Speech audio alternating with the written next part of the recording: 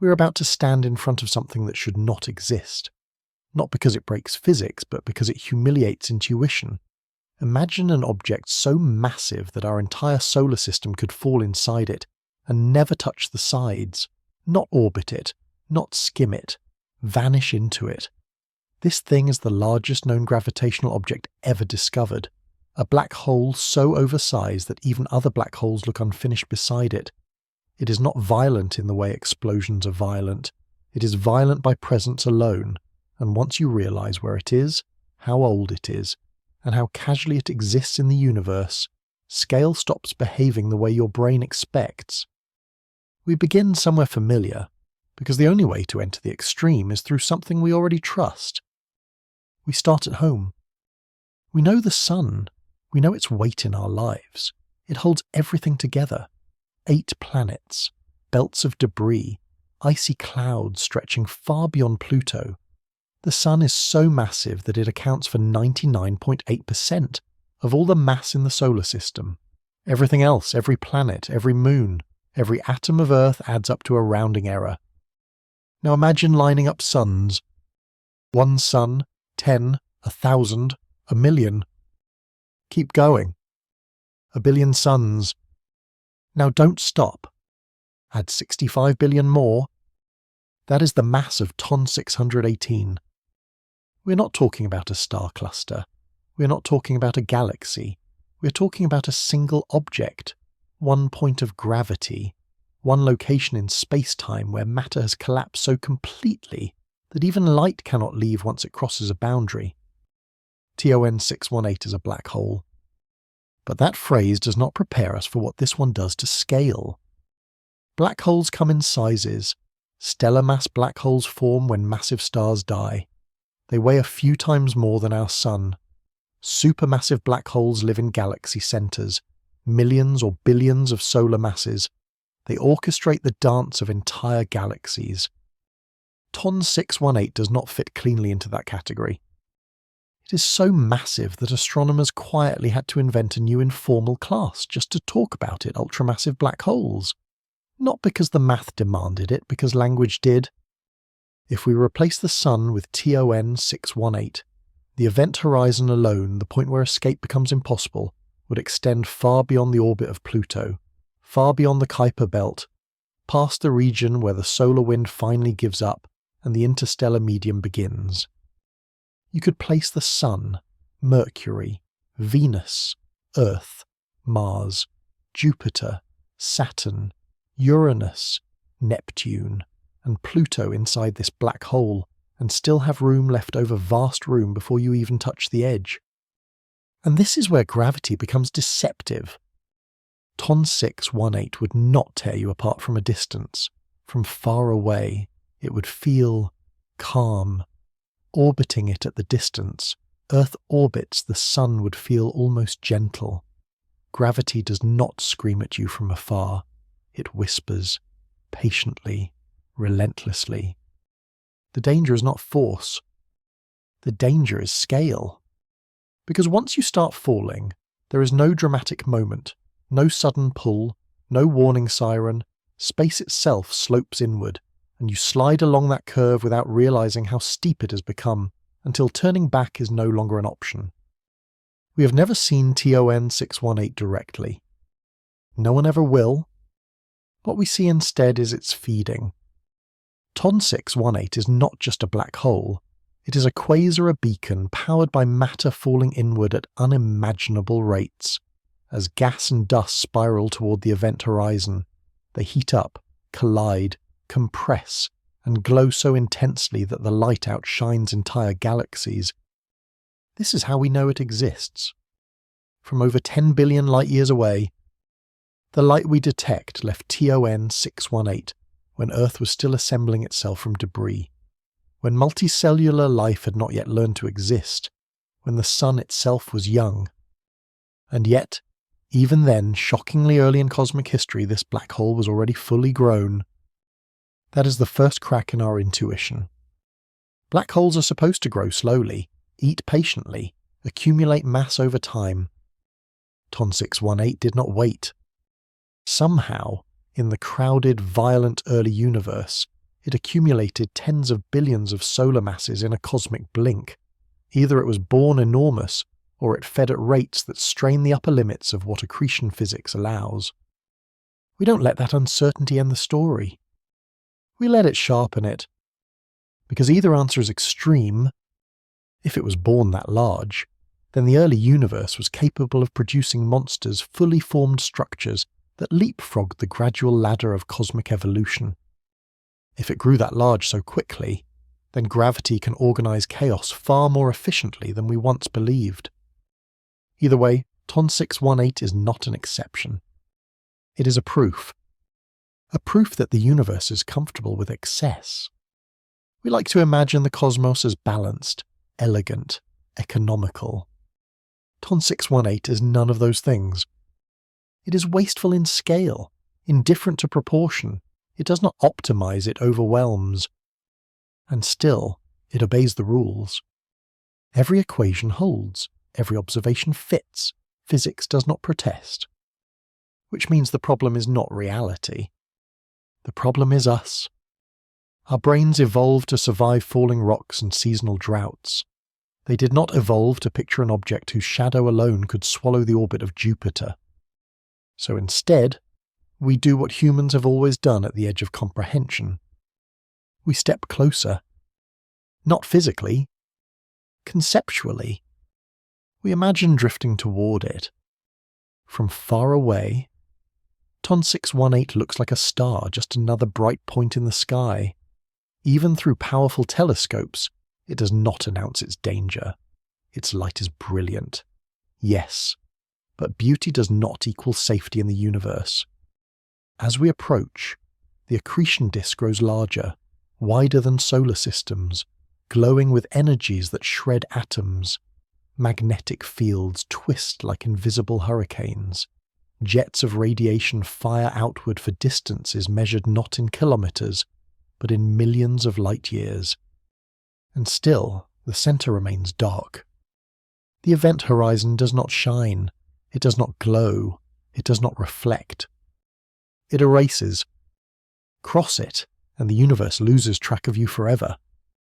Not dramatically, not explosively. Quietly. Information stops returning. History ends.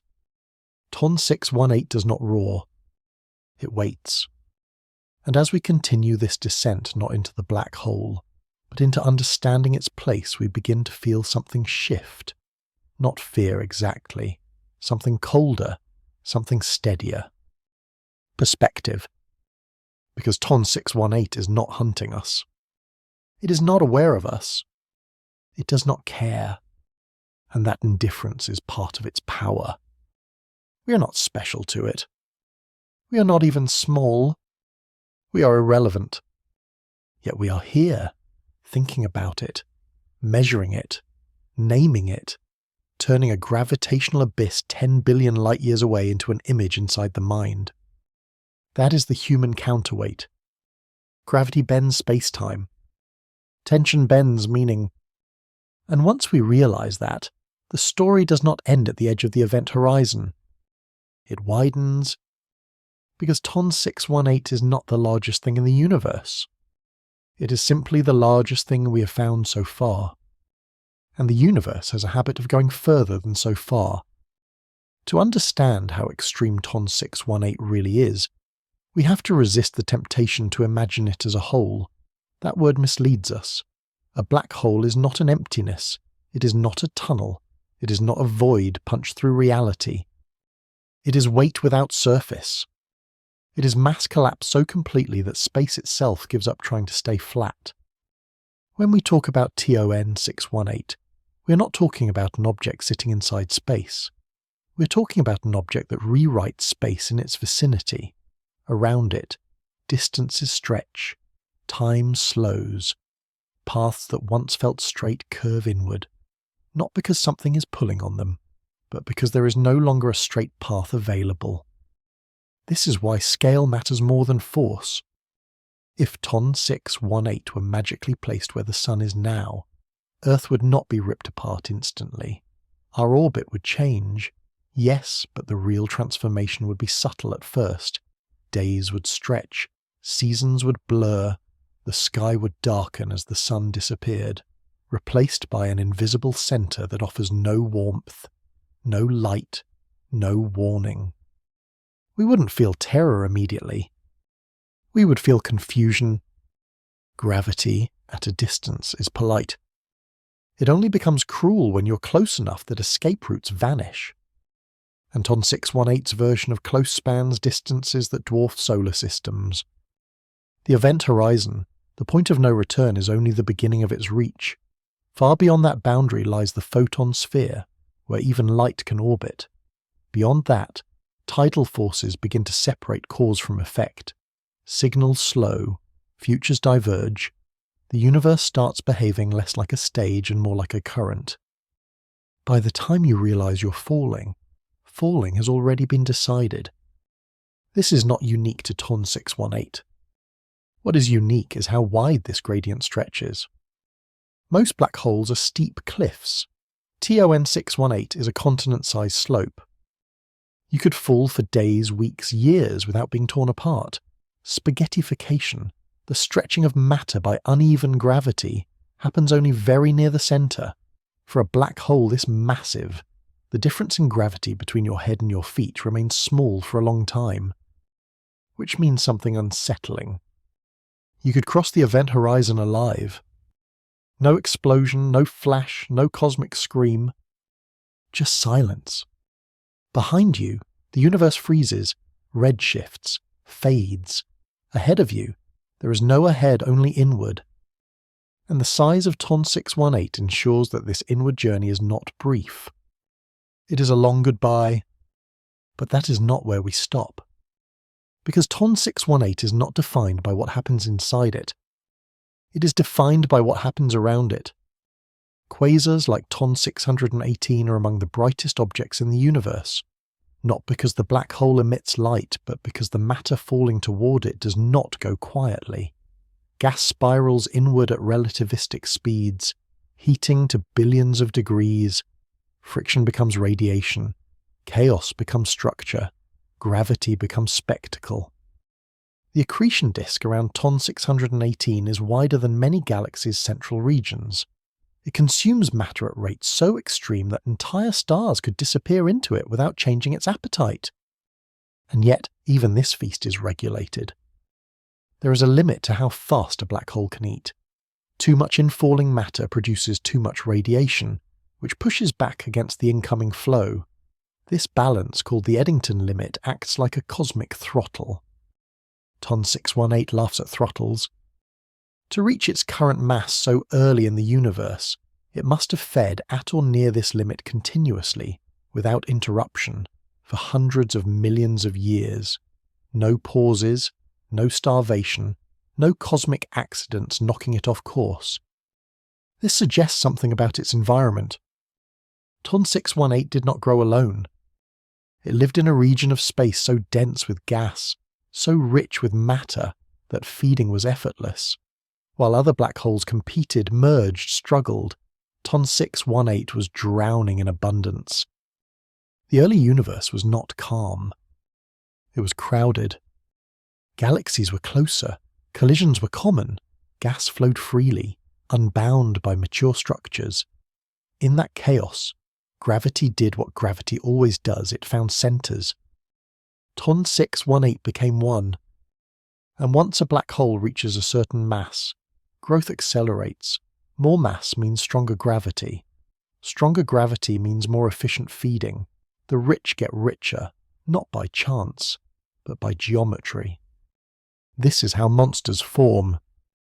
Not through rebellion against the rules, but through ruthless obedience to them. Still, TON 618 forces an uncomfortable question. If something this large existed so early, how many others did we miss? Our telescopes see quasars as points of light. They do not announce their masses. We infer weight from motion, from brightness, from spectral lines stretched by relativistic speeds. TON 618 stands out because it is extreme. But extremes imply distributions. It is unlikely to be alone. Somewhere beyond our observational limits, hidden by dust, distance or time, there may be black holes even larger, quieter, darker, feeding less dramatically and therefore escaping attention. TON 618 may not be the apex. It may be a hint. And this is where scale begins to fold back onto us. Because while TON 618 dwarfs our solar system, it does not dominate its galaxy. Even a black hole this massive is still a fraction of the total galactic mass. Galaxies are vast reservoirs of stars, gas, and dark matter. The black hole sits at the centre, influential but not tyrannical. This matters. It means gravity operates hierarchically. No single structure controls everything. Even the most massive objects participate in larger patterns. TON 618 bends spacetime violently nearby, but on cosmic scales, it is one node in a web stretching across the observable universe. We are used to thinking of black holes as endpoints. TON 618 reframes them as infrastructure. They shape galaxies. They regulate star formation. They influence the distribution of matter across billions of light years. They are not mistakes. They are mechanisms. And yet, despite this cosmic role, TON 618 remains profoundly alien to human experience. We cannot touch it. We cannot see it. We cannot send probes. We cannot even point to it in the night sky without instruments translating invisible wavelengths into false colours. And still, it occupies mental space, because it represents a boundary not of knowledge, but of intuition. TON 618 forces us to accept that the universe does not scale gently. It does not increase in neat steps. It leaps. It overshoots. It indulges in excess. And that excess is not rare. It is foundational. As we move forward, we will stop orbiting the black hole itself and start orbiting its implications, what it says about gravity, about time, about how small beginnings can explode into overwhelming outcomes. Because TON 618 is not just a thing. It is a warning disguised as a marvel. A reminder that when gravity is given enough space and time, it does not compromise. It commits. And it commits completely. Once we accept the size of TON 618, the next shock is not how big it is, but how early it arrived. The universe itself is about 13.8 billion years old. TON 618 is visible to us at a time when the universe was less than a quarter of that age. When its light began the journey toward Earth, galaxies were still learning how to be galaxies. Structures were rough, shapes were unstable. The cosmos was improvising. And yet, there it was. Already enormous. Already dominant. Already fully awake. This is where the story stops being about a single black hole and starts becoming about time. Because time is the one resource even gravity is supposed to respect. Stars take millions of years to form. Galaxies take billions to mature. Even supermassive black holes, according to our neat expectations, are meant to grow gradually merging, feeding, waiting. TON 618 did not wait. It arrived early to a universe that was not supposed to be ready for it. That mismatch matters. It tells us something unsettling about how quickly complexity can emerge when conditions allow it. The early universe was not just hot and dense, it was permissive. Matter was everywhere. Motion was constant. Collisions were routine. There were no long, quiet periods. In that environment, gravity did not need patience. It needed opportunity. TON 618 likely began as a seed, perhaps the remnant of an impossibly massive first-generation star, or perhaps something even stranger, a direct collapse of gas so dense that it skipped the star phase entirely and fell straight into a black hole tens of thousands of times the sun's mass. Either origin is extreme. Either origin violates our instinct for gradualism. And once that seed existed, the rest followed with brutal efficiency. Gas fell inward. Stars wandered too close. Galaxies collided. Every merger fed the center. Every disturbance sent fresh material spiraling inward. TON 618 grew not just because it could, but because nothing around it could stop it. This is a pattern the universe repeats. When one structure gains an advantage early, it tends to amplify that advantage over time. This is not fairness. This is physics. The earliest black holes had access to the richest environments the universe would ever offer. Later ones had to make do with leftovers. TON 618 is what happens when gravity wins the lottery at the beginning of time and never gives the prize back. And yet, for all its dominance, it is still bound by causality. TON 618 cannot influence regions beyond the speed of light.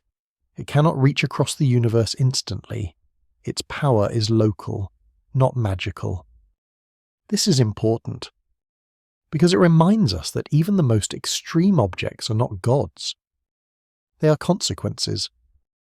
TON 618 did not choose to be large. It became large because the universe allowed it. And the universe allows far more than we tend to assume.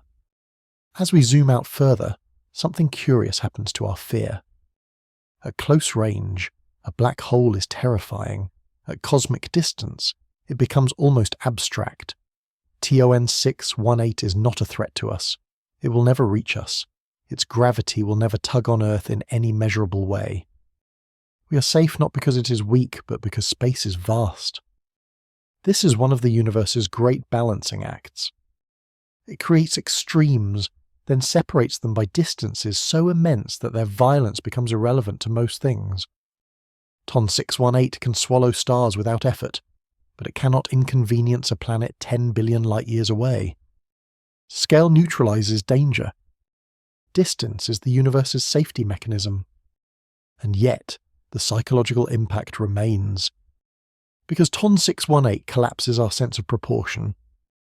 We like to imagine that the largest things are rare, fragile, unstable. That excess leads to collapse.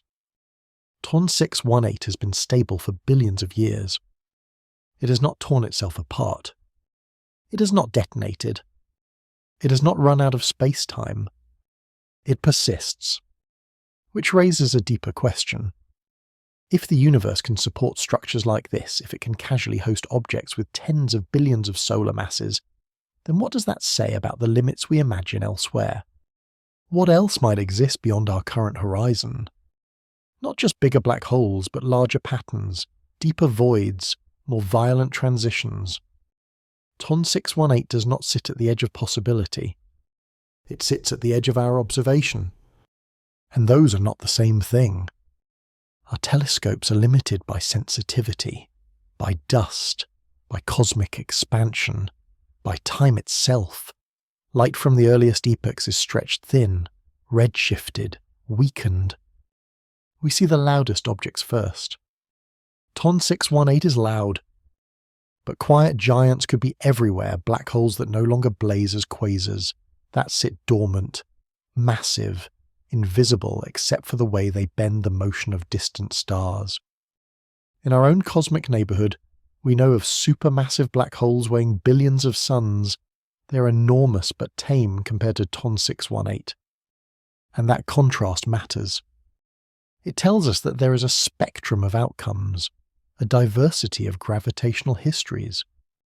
TON 618 represents one extreme path. Not the destiny of all black holes, just the destiny of one that never stopped winning. And now, billions of years later, we are catching its afterimage. We are seeing it not as it is, but as it was. TON 618 today may be quieter, its feeding frenzy may have slowed, its quasar phase may be over. But the mass remains. The space-time curvature remains. The scar it left on its galaxy remains. Black holes remember their past in their wake. They do not forget. Which brings us back to ourselves. We live in a universe that remembers. Every structure we see is the fossil of earlier conditions. The sun remembers the cloud it formed from. Earth remembers impacts in its craters. Life remembers ancient chemistry in its molecules. TON 618 is the universe remembering an era of abundance and violence. It is a relic of excess. And yet, despite this overwhelming scale, we are not excluded from the story. Because the same laws that allowed TON 618 to form also allow us to exist. Gravity organizes chaos at every level, from galaxies to planets to bodies. The difference is not the rules. The difference is scale. TON 618 shows us what happens when those rules are given too much room. And as we continue, the question stops being how big is it? The question becomes, what does a universe capable of this expect from everything else inside it? Because TON 618 is not an anomaly to be dismissed.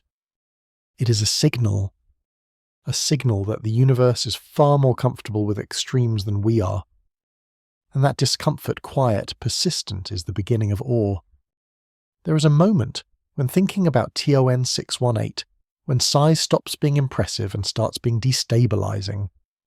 Up to a point, bigger is just louder, more dramatic, more impressive in the way mountains are impressive. But TON 618 crosses a threshold where magnitude begins to distort meaning, where numbers stop behaving like measurements and start behaving like environments. Because this is not just a lot of mass. This is mass arranged in a way that breaks everyday cause and effect. Near TON 618 time itself slows not metaphorically, not poetically, but physically. Clocks tick differently depending on how close they are. Events that feel instantaneous to you stretch into eternities for distant observers. Futures split depending on where you stand. This is not science fiction. This is gravity doing exactly what it's allowed to do when given enough mass. And TON 618 gives it more than enough. If you hovered near its event horizon, your seconds would become centuries to the rest of the universe. You could watch the cosmic background age in fast forward while your own heartbeat remained steady.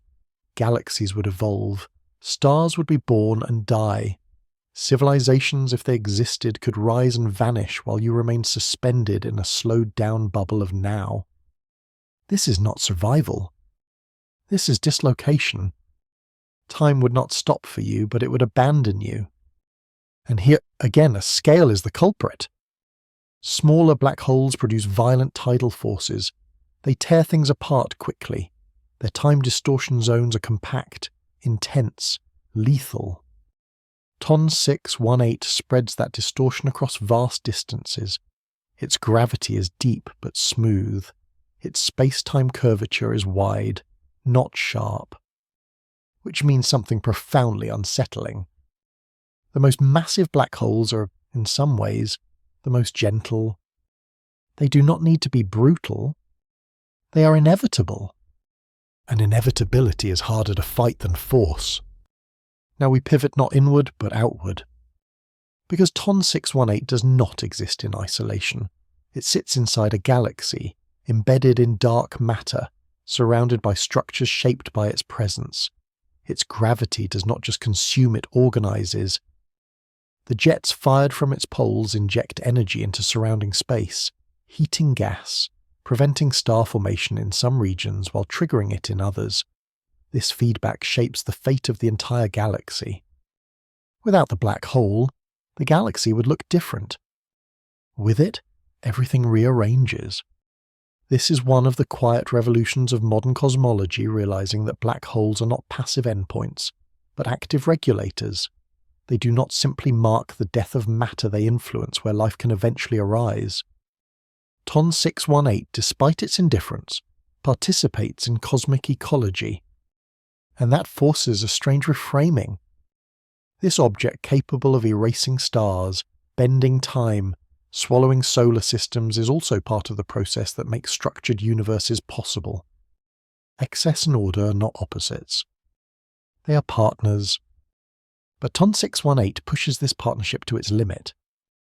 Because when feedback becomes too strong, it sterilizes.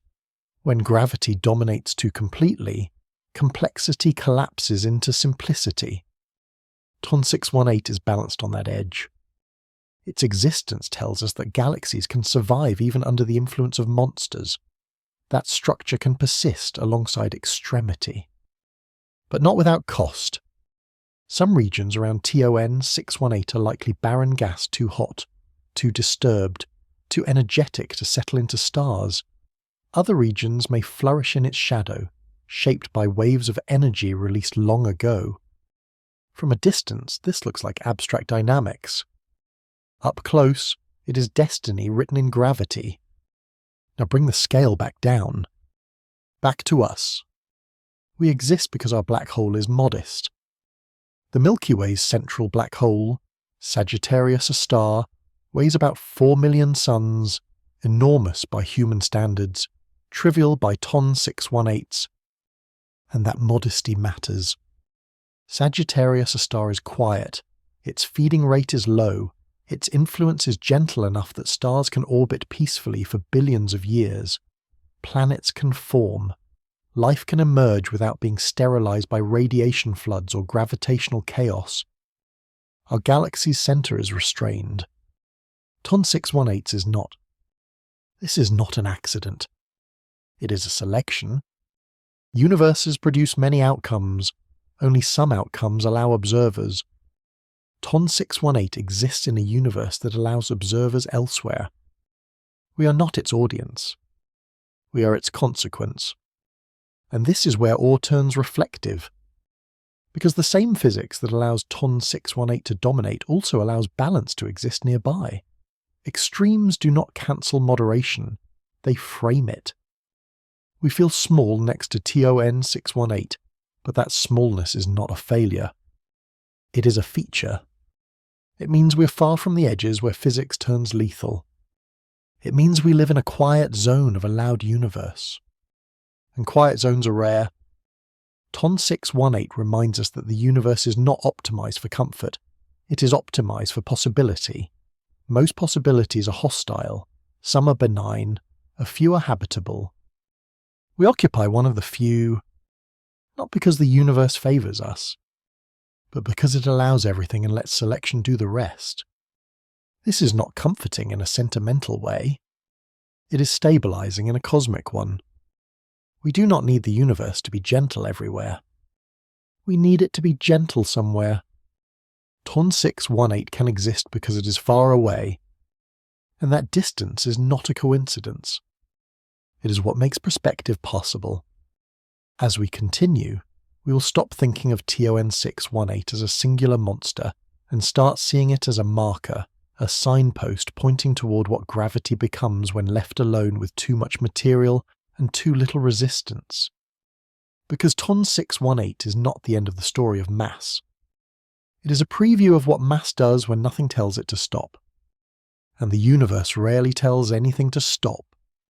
At some point, when we hold TON 618 in mind long enough, a quiet inversion happens. It stops feeling like an object. It starts feeling like a location. Not a place you could visit, but a place space-time itself prefers to move toward. A basin in reality so deep that direction loses meaning. Up becomes irrelevant. Forward becomes optional. Only inward remains consistent. This is where gravity stops acting like a force and starts acting like geography. TON 618 is not pulling things toward it in the way magnets pull iron. It has reshaped the map. Everything nearby simply follows the new contours. This distinction matters because it explains why escape is not dramatic. You don't fight a slope. You walk along it until you realize too late that there is no higher ground behind you. For Ton 618, that slope begins far earlier than intuition expects, long before anything looks dangerous, long before tidal forces announce themselves, long before light itself gives up. This is why black holes are such effective traps. Not because they overpower you, but because they persuade space-time to do the work for them. And Ton 618 persuades on a colossal scale. Now imagine standing far away, watching something fall toward it. From your perspective, the object slows, its light reddens, its motion stretches, it never quite crosses the event horizon, it lingers, frozen, fading. But from the object's own perspective, nothing special happens at the boundary. No wall, no flash, no cosmic checkpoint. Just continuation. This split reality is not a paradox. It is relativity behaving exactly as promised. TON 618 forces us to accept that there is no single global now, that time is local, that causality depends on where you stand. This is unsettling because it undermines the idea of a shared universe. Near TON 618 reality fragments into overlapping but incompatible stories. Both are true. Neither can be reconciled. And yet, physics remains unbothered. This is the price of scale. When mass becomes large enough, the universe stops offering a single narrative. It offers perspectives instead. Now widen the frame again. TON 618 is not just bending space-time, it is bending our assumptions about limits. We often talk about maximums in physics, maximum star mass, maximum neutron star density, maximum brightness. Black holes laugh quietly at maximums. Because while there are limits to processes, there is no known upper bound to black hole mass. Given enough material and enough time, gravity can keep accumulating. TON 618 is evidence of that openness. Not proof of infinity, but proof of generosity. The universe does not ration mass. It redistributes it. And sometimes, redistribution produces monsters. This raises an uncomfortable implication. If there is no strict upper limit, then TON 618 is not special in principle. It is special in circumstance. Which means the real question is not how big can black holes get. The question is how often does the universe create conditions that allow them to get that big? And the early universe was particularly good at this. High density, frequent mergers, endless gas. Later epochs are quieter, emptier, more polite. TON 618 is a fossil of that violent youth.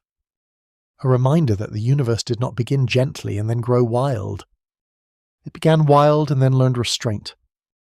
We are living in its calmer middle age. And that matters. Because the same physics that produced TON 618 is still operating now, but with less fuel. The monsters of today are smaller. Not because gravity has changed, but because opportunity has. This gives TON 618 a strange role in our imagination. It is not a prediction of our future. It is a memory of our past. A past we did not witness. A past we can only reconstruct through light stretched thin across billions of years. TON 618 is the universe telling us what it was capable of when everything was closer, faster, denser. And in that sense it becomes personal. Because we are descendants of that era. The atoms in our bodies were forged in stars that formed under the influence of black holes. The structure of our galaxy was shaped by feedback from its centre. The distribution of matter that allowed the Milky Way to exist at all was influenced by processes like those surrounding TON 618. We are downstream from monsters. Not victims of them, but beneficiaries of the order they imposed. This is the paradox at the heart of black holes. They destroy locally. They create globally. By regulating gas, by shaping galaxies, by preventing runaway star formation, they make long-term structure possible. TON 618 does this on an obscene scale. It is not merely consuming. It is sculpting. Now imagine, briefly, removing it. Erase TON 618 from its galaxy's history. The galaxy would likely look different. More stars, perhaps but fewer stable regions, more chaos, less long-term coherence. Excess gravity prevents excess elsewhere. Balance emerges not from moderation, but from opposing extremes. TON 618 is one side of that balance. We are used to thinking of balance as gentle. The universe prefers balance through violence, through overcorrection, through forces so strong they limit each other. And this reframes how we feel about the black hole itself. It is no longer just a monster lurking in the dark. It is a mechanism, a lever, a cosmic regulator turned up to maximum. Still terrifying, still alien, but no longer arbitrary. And as we sit with that realization, another shift occurs. Fear gives way to curiosity. Not the safe curiosity of textbooks. the dangerous curiosity of what else. If this exists, what else does? If gravity can do this with enough material, what happens when even more extreme conditions align? Ton 618 stops being the end of the story and becomes the beginning of a search, because the universe has already shown its hand. It is willing to go this far. And once a boundary is crossed once, it is rarely the last time. Ton 618 is not screaming. It is whispering across 10 billion years. This is allowed. And once something is allowed, the universe has a habit of repeating it. Somewhere. Sometime. On a scale that may make even this feel modest. And as we continue, we will follow that whisper not toward speculation, but toward the edges of what observation can still reach. Because Ton 618 is not the limit of mass. It is the limit of what we have noticed. So far, when we say Ton 618 is massive, we are still underselling what that mass does. Mass is not just weight, it is instruction. It tells space-time how to curve, tells matter how to move, tells light which paths are allowed and which are forbidden. At small scales, this instruction is subtle. At large scales, it becomes architecture. Ton 618 is architecture on a cosmic scale. Around it, space-time is not gently warped, it is deeply restructured. Paths that would normally diverge are forced together. Futures that would have remained separate are funneled inward. Possibility collapses into inevitability. This is why black holes feel final. Not because they destroy matter, but because they destroy options. And Ton 618 destroys options far from its centre. Light emitted near it does not travel straight. It spirals, loops, bends. Some photons orbit briefly before escaping. Others circle endlessly, trapped not by walls but by geometry. To an outside observer, this creates a glowing ring, the shadow of the black hole outlined by warped light. For Ton 618, that shadow would be vast. If we could see it clearly, its silhouette against the cosmic background would span a region larger than our entire planetary system. Not the disk, not the jets. The darkness itself. This is important. Because black holes are defined not by what they emit, but by what they remove. They carve absence into the universe. And absence, at this scale, becomes a feature as tangible as presence. Now imagine the gravitational reach of Ton 618 not as a point, but as a gradient stretching across light years. Stars orbiting its host galaxy feel its influence subtly, indirectly, through the motion of everything else. Gas clouds feel it more strongly. Entire streams of matter are guided inward like rivers flowing toward a basin they cannot see. Nothing needs to be close to be affected. Everything needs only to be connected. This is how gravity scales. It does not need to be dramatic to be dominant.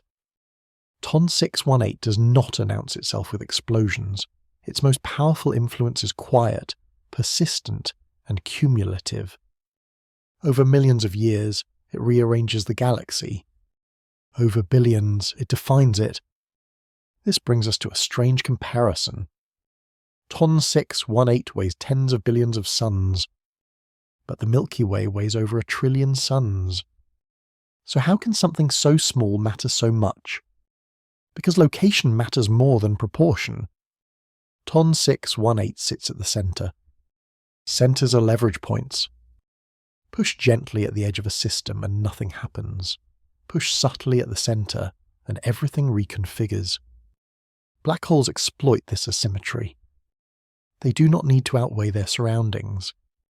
They only need to anchor them. And Ton 618 is an anchor so heavy that even the concept of centre bends around it. But here's the next destabilizing thought. TON 618 is not the densest object we know. Neutron stars are denser. Atomic nuclei are denser. Density alone does not make a black hole extraordinary. Scale does. Ton 618 spreads its mass across a region so large that the density at its event horizon is surprisingly low by extreme standards. You could, in theory, cross that boundary without being crushed instantly. This violates expectation. We imagine black holes as points of infinite density, but that infinity lives at the singularity, deep inside, far beyond the horizon, at the edge. For a black hole this massive, conditions are almost ordinary, which means the most extreme black holes are not the most violent at the boundary. They are the most deceptive. They hide their danger behind normality. And that deception is not malicious. It is structural. The universe does not care how danger feels. It only cares how it accumulates. TON 618 accumulates consequences. Now let's shift perspective again. Imagine you're not falling into TON 618. Imagine you're watching it from a distance as part of the cosmic web. The universe is not uniform. It is a vast network of filaments, threads of dark matter and gas connecting galaxy clusters across unimaginable distances. Along these filaments, matter flows slowly, guided by gravity toward dense nodes. TON 618 sits at one such node. It is not an isolated aberration. It is part of a pattern. Matter flows toward it not because it is special, but because gravity always builds towards centers. TON 618 just happens to be a center that never stopped growing. And that brings us to a sobering realization. TON 618 is not unique because it is large. It is unique because it is visible. Quasars are visible only during a phase, a brief, violent period when a black hole is actively feeding and blazing with radiation. Most black holes spend most of their lives quiet, dark, almost invisible. TON 618 announced itself because it was loud. But loudness is temporary. Silence is the default, which means the universe could be filled with ancient ultramassive black holes that no longer announce themselves, fossils of early excess, dormant giants drifting quietly at the hearts of galaxies we have not yet resolved. TON 618 might be the tip of an iceberg we can't see. And this uncertainty is not a failure. It is an invitation to imagine a universe where extremes are not rare accidents but natural outcomes given the right initial conditions. This reframes how we think about limits. We often ask, what is the biggest? The universe responds with, what did you expect to find first? TON 618 is not the biggest because it is the biggest possible. It is the biggest because it is the biggest we have noticed so far. And noticing depends on contrast. TON 618 shines against a darker background. Quieter giants may hide in plain sight. This thought does not make the universe scarier. It makes it deeper, because it suggests that reality is layered, that the most extreme things are not always the loudest. That scale does not guarantee visibility. And that absence of evidence is not evidence of absence when dealing with objects that erase information by design. Black holes are good at hiding. TON 618 just happened to glow. Now bring this back to us one more time.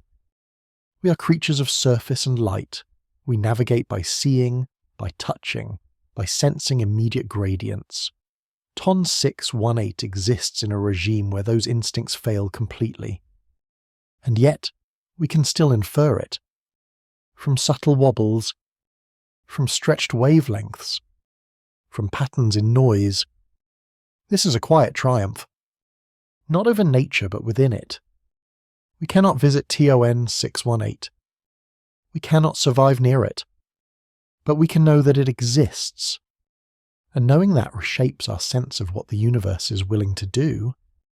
TON 618 is not hostile to us. It is indifferent.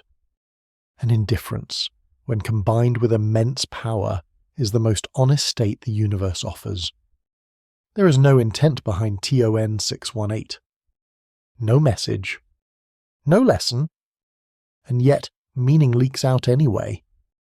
Because when we encounter something this large, this old, this unconcerned with us, it forces a recalibration. Not of physics, of self. We are not central. We are not necessary. But we are capable of noticing.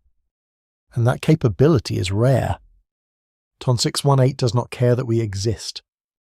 But the fact that we can think about it, measure it, imagine it means something subtle but important has happened in the universe. Matter has organized itself not just into black holes, but into minds capable of being stunned by them.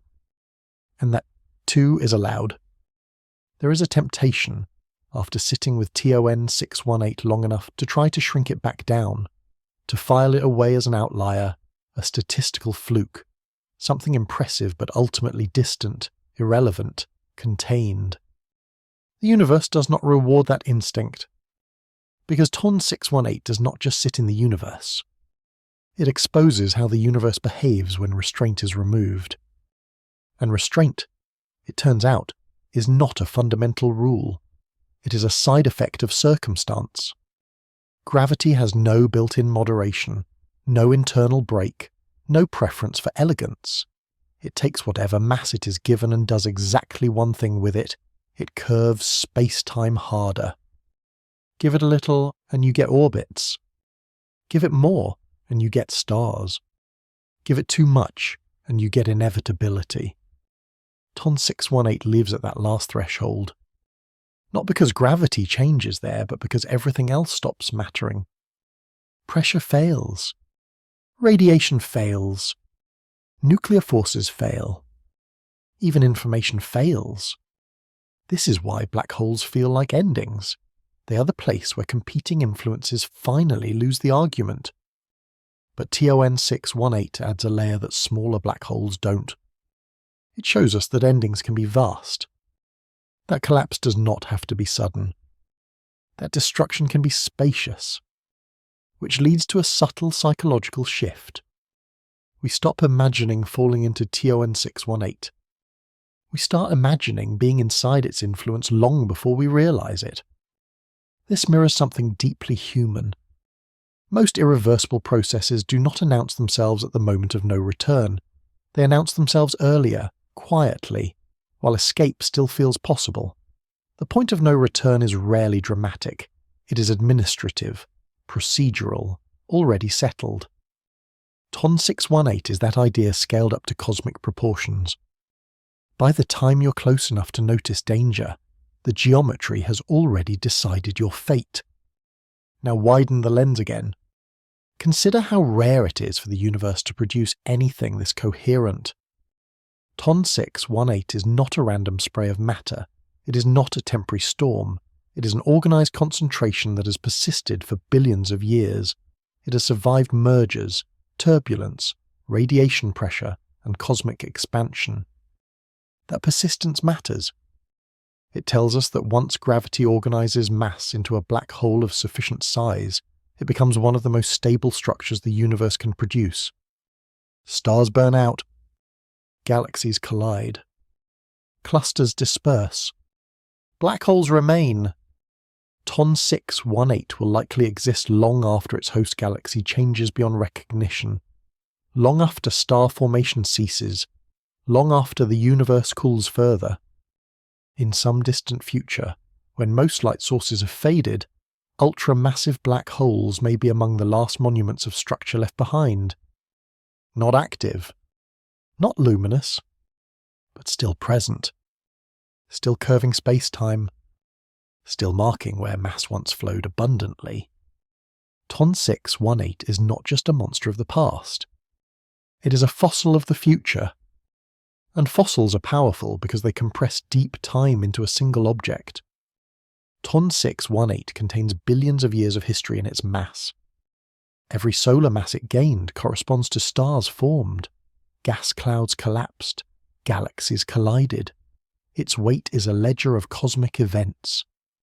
Which means that when we estimate its mass, we are not just measuring a number. We are reading a summary, and that summary is shocking, because it implies that the early universe was capable of organizing matter far more efficiently than we once thought, that gravity, under the right conditions, can accelerate history. TON 618 didn't just grow big, it grew fast. And speed changes everything. In everyday life, speed turns accidents into disasters, trends into revolutions, ideas into movements. In cosmology, speed turns seeds into giants. Ton 618 is what happens when cosmic processes are allowed to run hot. And this brings us to a dangerous but irresistible thought. If gravity can accelerate like this once, why not again? The universe is expanding. Yes, matter is thinning out. Opportunities for such extreme growth are rarer now. But rare is not impossible. Somewhere, in some corner of space-time, conditions could still align. Dense regions could collapse. Gas could accumulate. Black holes could merge. TON 618 may not be repeatable on demand, but it is not forbidden, which means the universe remains open-ended. It has not exhausted its repertoire. This openness is what keeps cosmology from becoming static. There is no final catalogue of allowed structures, no completed inventory. Ton 618 sits like a punctuation mark that is not quite a period, more like an ellipsis. It suggests continuation, and continuation is uncomfortable because it denies closure. But remember the rule we started with. Uncertainty must never be terminal. So we do not end with we don't know. We end with we have seen this much. And this much is already overwhelming. Now bring the scale back to the human one, not to diminish Ton 618 but to anchor it.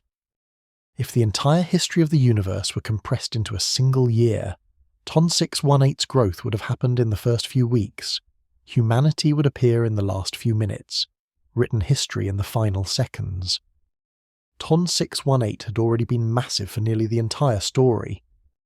It watched the universe grow up. It watched galaxies mature. It watched stars live and die in waves. It existed long before Earth formed and will likely exist long after Earth is gone. And yet, here we are, brief, fragile, temporary, capable of reconstructing its existence from faint light stretched across 10 billion years. This is not triumph. It is participation. We are not outside the universe looking in. We are the universe briefly becoming aware of what it can do. TON 618 is gravity's autobiography written in mass. We are its readers. And reading it changes how we see everything else. Because once you accept that the universe can produce something like this without effort, without intent, without apology, you start looking at smaller things differently. You look at stars and see patience. You look at planets and see luck. You look at life and see improbability layered on improbability. Ton 618 does not make existence feel meaningless. It makes it feel rare. And rarity increases value. Not because the universe assigns value, but because we do. And that brings us to the edge of something important. Ton 618 is not just about gravity. It is about proportion. About what happens when something grows so large that it stops being relatable. And how we respond when relatability fails. Do we turn away? Or do we widen ourselves?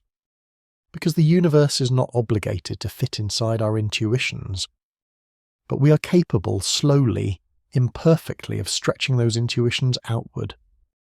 TON 618 is a stress test for that capacity. It asks how much reality can you hold without needing it to make you comfortable. And as we move forward, we will push that question harder. Because mass is only one axis of extremity. Time is another.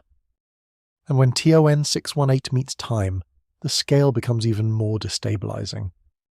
Not faster, not louder, just deeper. And depth, in the universe, is where the real disorientation begins.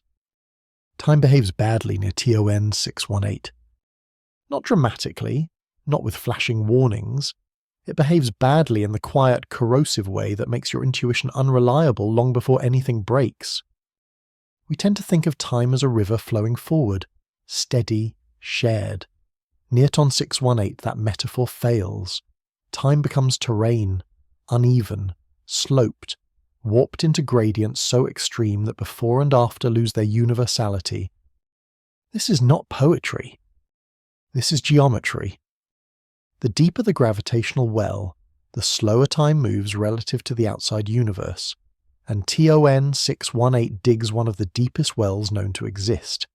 Its mass stretches space-time so profoundly that entire eras elsewhere can pass while almost nothing happens locally. This means TON 618 is not just massive. It is temporally isolated. It lives in a slowed-down pocket of the universe, where change is expensive and causality is stretched thin. From far away, we see its light as a snapshot from the distant past. From near its edge, the future of the universe races ahead. These perspectives cannot be reconciled into a single timeline. There is no master clock. There are only local ones. TON 618 fractures the idea of now. And this fracture has consequences. If you hovered just outside its event horizon, watching the universe beyond, you would witness accelerated decay. Galaxies would redden and dim, star formation would slow, the cosmic microwave background would cool, the universe would visibly age.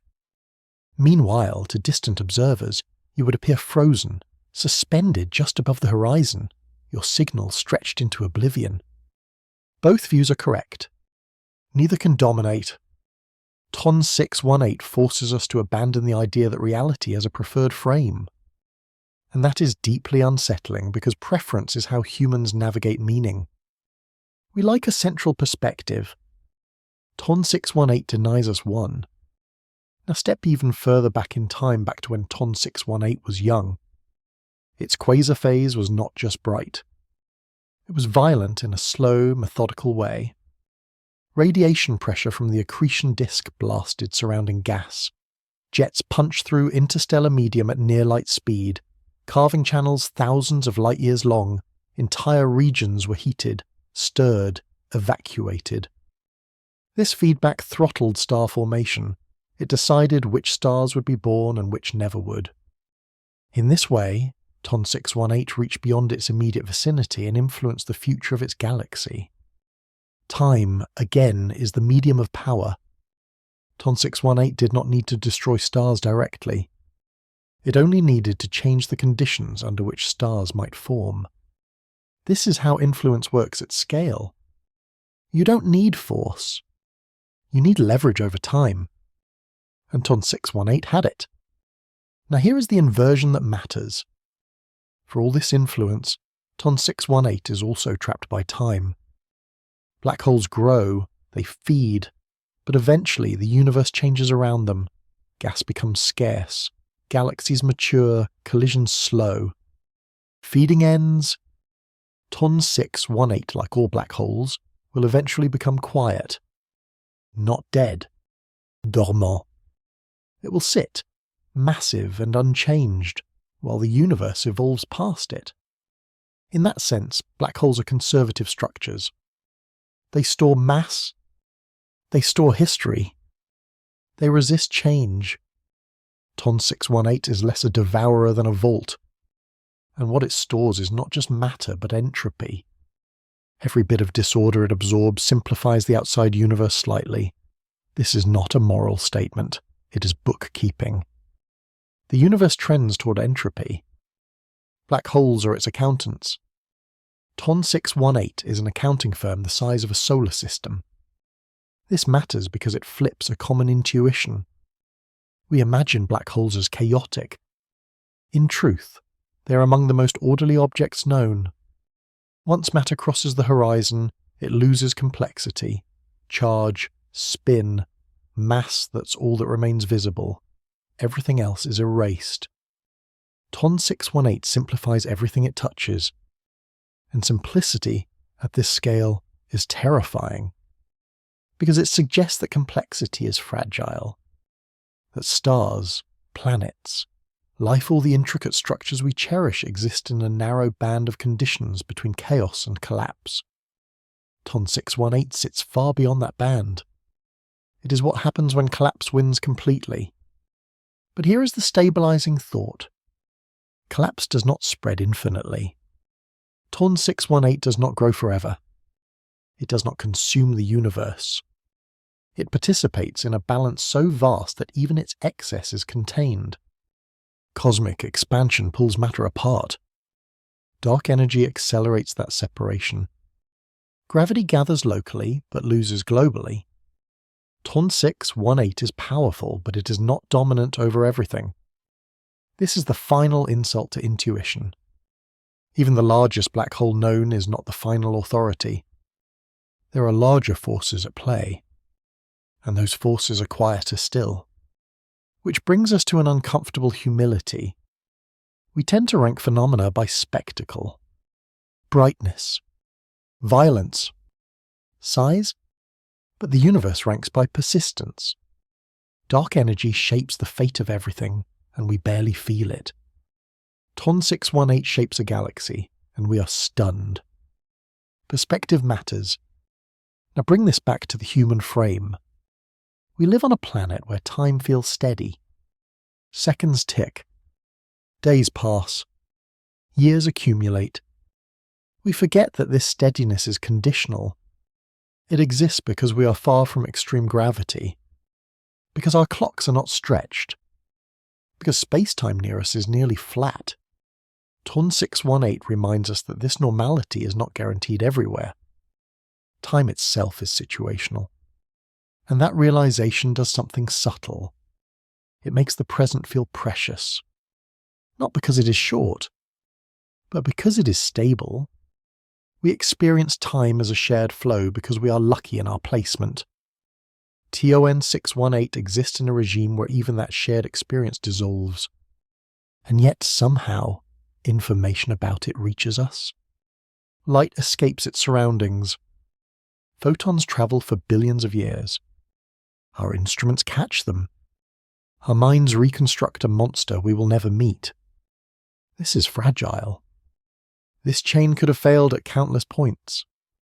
Dust could have blocked the light. Expansion could have redshifted it beyond detectability. Our species could have never existed. But it didn't fail. Which means TON 618 is not just an object in the universe. It is a connection. A bridge between eras. Between extremes. Between what is possible and what is survivable. And that bridge only exists because time, warped and stretched and distorted, still allowed a signal to pass. Ton 618 bends time, but it does not break communication. Not completely. And that partial accessibility is what makes it haunting. We can know of it, but never it. We can orbit its implications without ever touching its reality. This asymmetry is frustrating. And fertile, because it means Ton 618 will never be exhausted as an idea. It will always sit just beyond full comprehension, not because physics fails, but because human-scale thinking does. And that gap between what exists and what we can fully imagine is where awe lives. Ton 618 does not demand understanding. It demands endurance. Endurance in holding scale without flattening it. Endurance in accepting that the universe can be both indifferent and structured, both excessive and balanced, both terrifying and stable. And as we move forward, we will lean into that endurance. Because time is not the only thing TON 618 distorts. Meaning distorts too. And once meaning starts to bend, the universe feels larger than ever before. Meaning bends near TON 618 because scale bends, meaning when something is this large, this old, this indifferent, our usual categories stop working. Threat, purpose, usefulness, even danger, all of them become local concepts that don't survive contact with extremity. Ton 618 is not dangerous to us in practice. It will never reach us. It will never affect our sky. It will never alter Earth's orbit by even a fraction of a fraction. And yet, it feels dangerous. Not because it can harm us, but because it erases comfort. It reminds us that the universe is not built around human relevance. That reminder lands harder than any gravitational force. We are used to threats that can be escaped, negotiated with, mitigated. TON 618 offers none of that. It does not threaten. It simply exists at a scale where threat is the wrong word. It is like a mountain range drifting through space-time. You don't fight it. You root around it, or you vanish into it. And that existential neutrality is what makes black holes psychologically potent. They do not hate. They do not pursue. They do not judge. They absorb. Now consider this: if TON 618 were somehow transported closer, not close enough to destroy us, just close enough to be visible with the naked eye, our culture would change overnight. Not because of physics, because of perception. A visible black hole sitting in the sky, unmoving, unblinking, would reorder mythology, philosophy, and instinct. Not because it does anything, but because it refuses to explain itself. TON 618 would become a permanent question mark. And humans do not tolerate unanswered questions well. We build stories around them. This is important, because it reveals something about how knowledge works.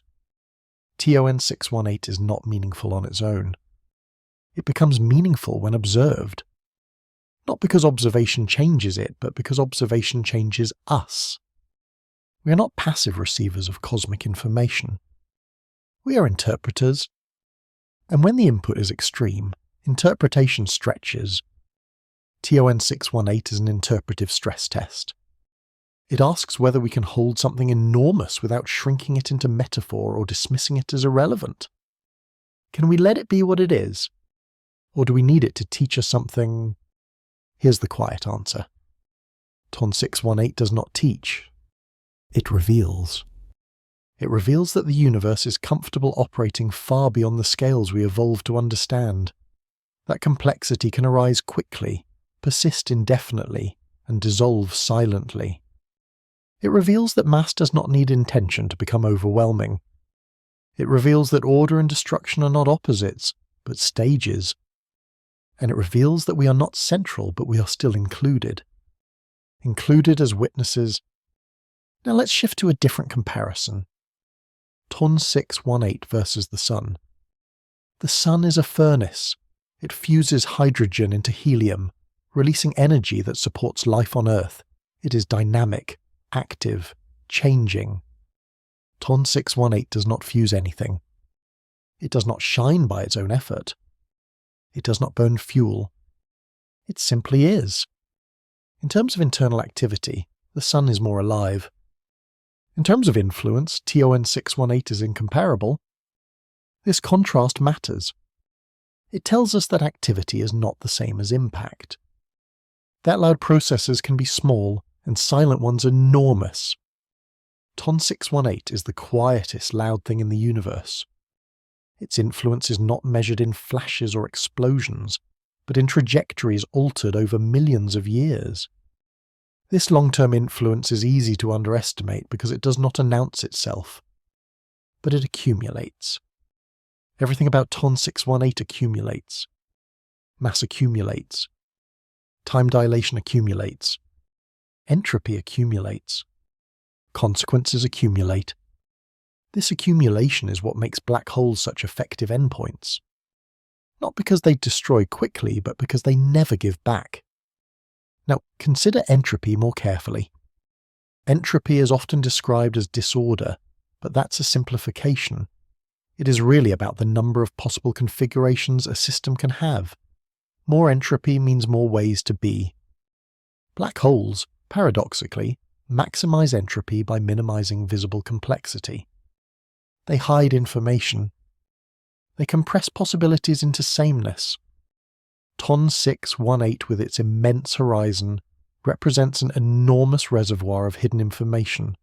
Everything that has ever fallen into it is still there in some encoded form, but inaccessible. This is not mysticism. It is accounting. The universe does not forget. It just locks information away. TON 618 is one of the universe's largest locks. And locks change behavior. Once something crosses the horizon, it no longer participates in the outside universe. It no longer influences future states except through mass, spin, and charge. Everything else is gone. This is finality without violence. And that finality gives black holes their emotional weight. They are not endings with drama. They are endings with bureaucracy, which, at cosmic scale, is more unsettling. Now bring this back to our own experience. We are beings who accumulate.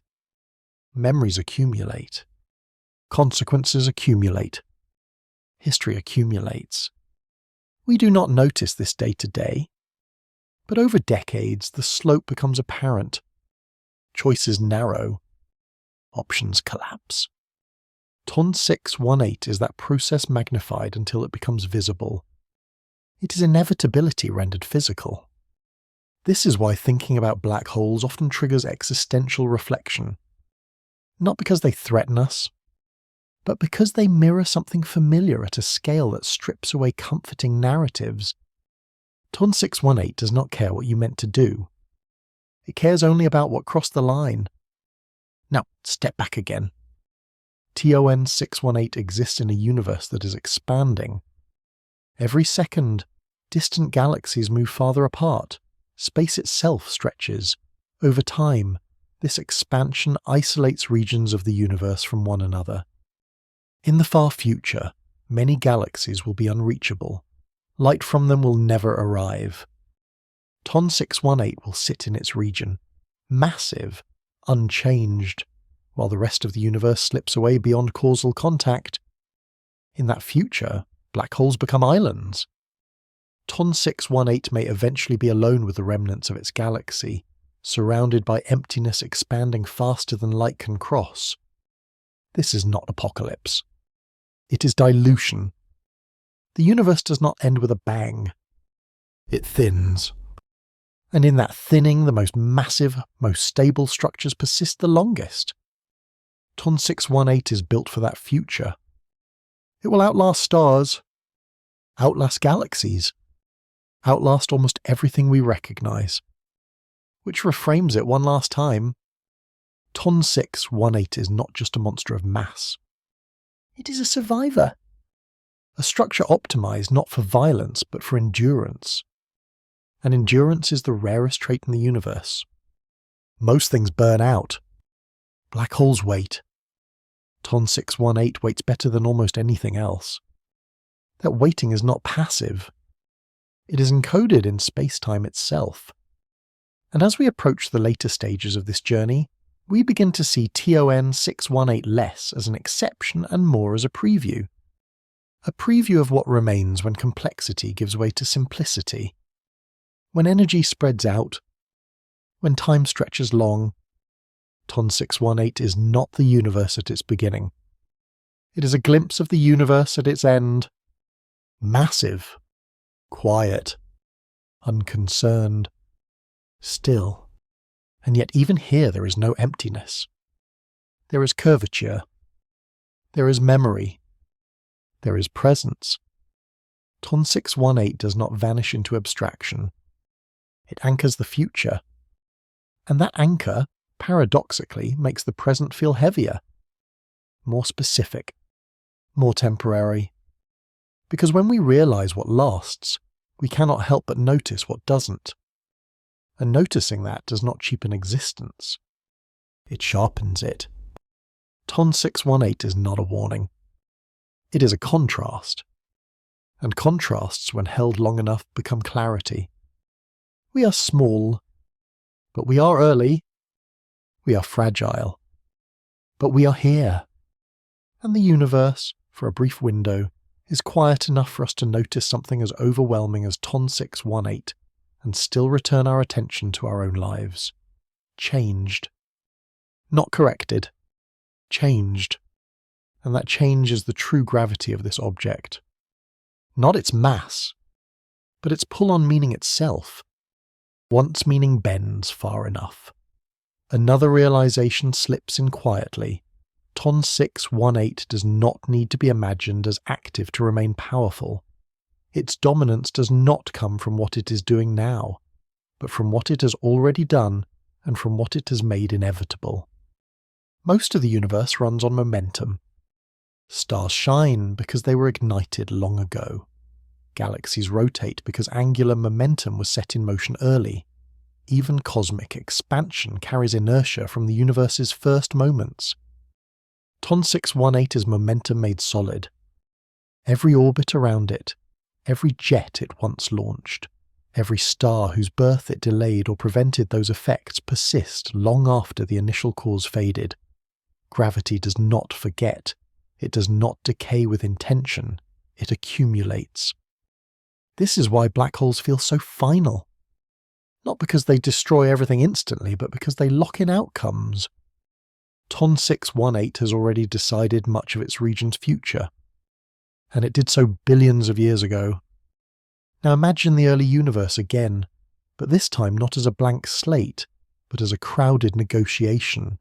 Gas clouds collapsing, galaxies colliding, radiation flooding space, gravity competing with expansion, every region improvising its own balance.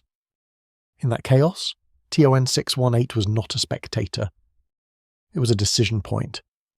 Once a black hole reaches a certain mass, it becomes a one-way gate for structure.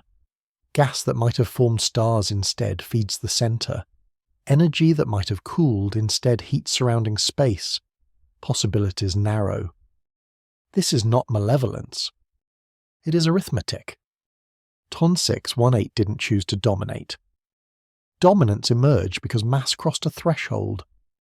Below that threshold, feedback is mild. Above it, feedback reshapes everything. TON 618 crossed early. And once crossed, there was no returning to gentler outcomes. This idea threshold is critical. The universe is full of them. Ice melts at a certain temperature. Stars ignite at a certain pressure. Black holes form when density exceeds a limit. TON 618 represents a threshold not just crossed, but left behind so completely that return became meaningless. It is a reminder that gradual change can produce sudden consequences. And this is where the story subtly loops back to us. Human systems behave the same way. Slow accumulation leads to abrupt shifts. Not because something dramatic happened at the end, but because something quiet happened long before. TON 618 is the cosmic version of that lesson. The event horizon is not the moment of loss. The loss occurred earlier. The horizon just makes it official. Now widen the perspective again far beyond TON 618's host galaxy. The observable universe contains hundreds of billions of galaxies. Each likely hosts a central black hole.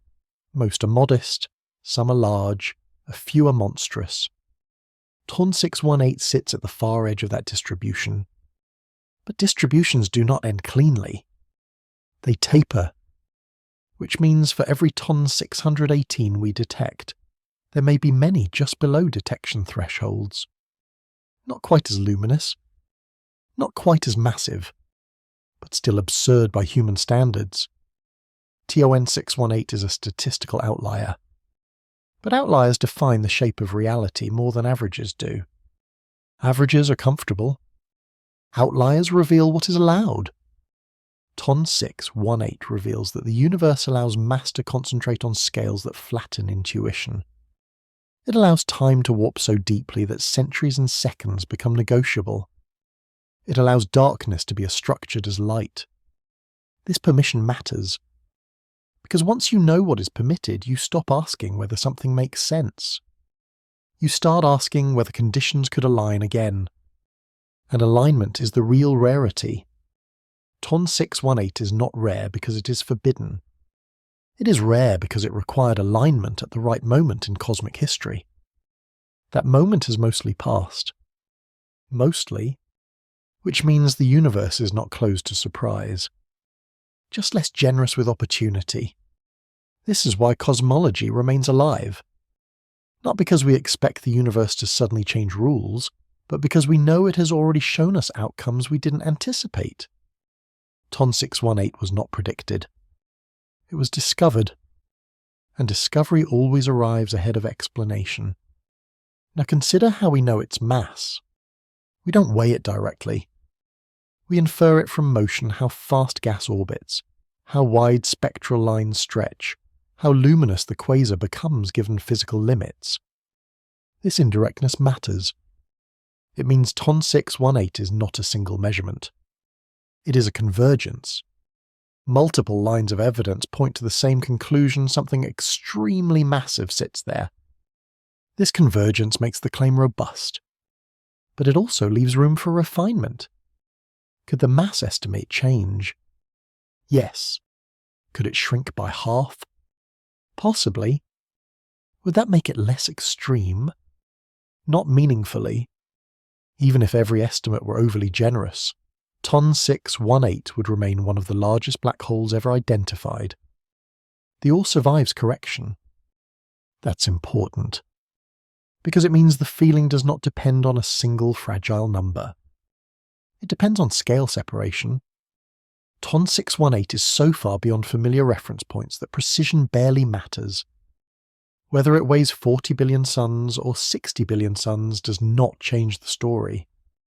Either way, our solar system disappears inside it like a thought inside silence. This resilience of awe is rare. Many spectacular claims collapse under scrutiny. TON 618 does not. It grows sturdier. Now shift inward again, not physically but psychologically. What does it do to a mind to hold this object steadily? At first there is shock, then disbelief, then abstraction, eventually something like calm. Not because it becomes familiar, but because the mind adapts. This adaptation is itself remarkable. We are capable of expanding our mental scale without breaking. We can let TON 618 exist without needing to resolve it into usefulness or threat. We can let it be. This capacity is not guaranteed. Many animals would simply ignore such information. It does not help them eat or survive. But humans linger. We return to it. We build instruments. We refine models. We tell stories. TON 618 becomes part of our internal universe. Not because it affects us, but because we choose to let it matter. And that choice is subtle but powerful. It means meaning is not imposed by the universe. It is extracted. TON 618 offers raw extremity. We decide how to metabolize it. Fear is one option. Awe is another. Perspective is the quiet third. Perspective does not diminish danger or beauty. It places them. TON 618 places us not at the center, not at the edge, but somewhere survivable, somewhere temporary, somewhere capable of noticing. And that noticing is not trivial. It is not free. It requires that the universe be old enough, calm enough, structured enough for minds to arise. TON 618 existed long before that. It did not need us. But our existence depends on a universe that allows both monsters and margins, both excess and restraint. TON 618 is excess incarnate. We live in the restraint. And restraint is not weakness. It is the narrow corridor where complexity survives. As we approach the later stages of this journey, the story of TON 618 stops being about size alone. It becomes about coexistence. How extremes and habitable conditions can share the same universe without cancelling each other out. How silence and violence can both be foundational. How the universe can be indifferent and still give rise to observers who care. TON 618 does not care. But it does not erase caring either. It leaves room. And room is everything. Because without room, without distance, without moderation, without quiet zones, there would be no one to witness the extreme. TON 618 is allowed to exist because it is far away. We are allowed to exist because it is. And that mutual allowance, unspoken, unintentional, is the deeper structure of the universe. Not design, not purpose, but coexistence across scales so vast that neither side needs to acknowledge the other. And yet, here we are, thinking about it, holding it, letting it stretch us without tearing us apart. That 2 is allowed. And that allowance may be the most extraordinary thing of all. At this point, TON 618 stops feeling like a destination and starts feeling like a boundary condition. Not a place you go, a condition you measure everything else against. Once you have held something this extreme in mind, smaller scales do not disappear, but they rearrange themselves. Planets feel more delicate, stars feel more temporary. Even galaxies begin to look like intermediate structures rather than endpoints. TON 618 sits beyond all of that. It is not part of the everyday life cycle of things. It is what remains when cycles exhaust themselves. This is why black holes feel terminal even when they are not. They represent an asymmetry in time. Stars have futures that look different from their pasts. Black holes mostly don't. Once formed, their future is simple persist. They may merge, they may grow slightly, they may evaporate unimaginably slowly through Hawking radiation over timescales longer than the current age of the universe, multiplied by numbers that defy notation. But in human terms, cosmic terms, they are stable. TON 618 is stability taken to an extreme. And stability, paradoxically, is not comforting here, because it highlights how fragile everything else is. Now let's address something that often goes unspoken. We talk about black holes as if they are solid entities, objects you could, in principle, point to. But a black hole is not a thing in the way a star is a thing. It has no surface, no material boundary, no texture. Its defining feature is a limit the event horizon. Everything meaningful happens at or outside that limit. Inside, physics continues but without witnesses. TON 618 is defined by what we cannot see, and that absence is not accidental. It is structural. Black holes are the universe's way of drawing a line beyond which stories do not propagate. TON 618 draws one of the largest such lines we know, which means it is one of the largest silences in existence. Silence is not emptiness.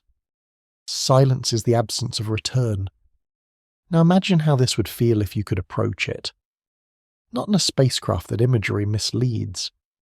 Imagine instead that you are a signal, a piece of information, a pattern in space-time.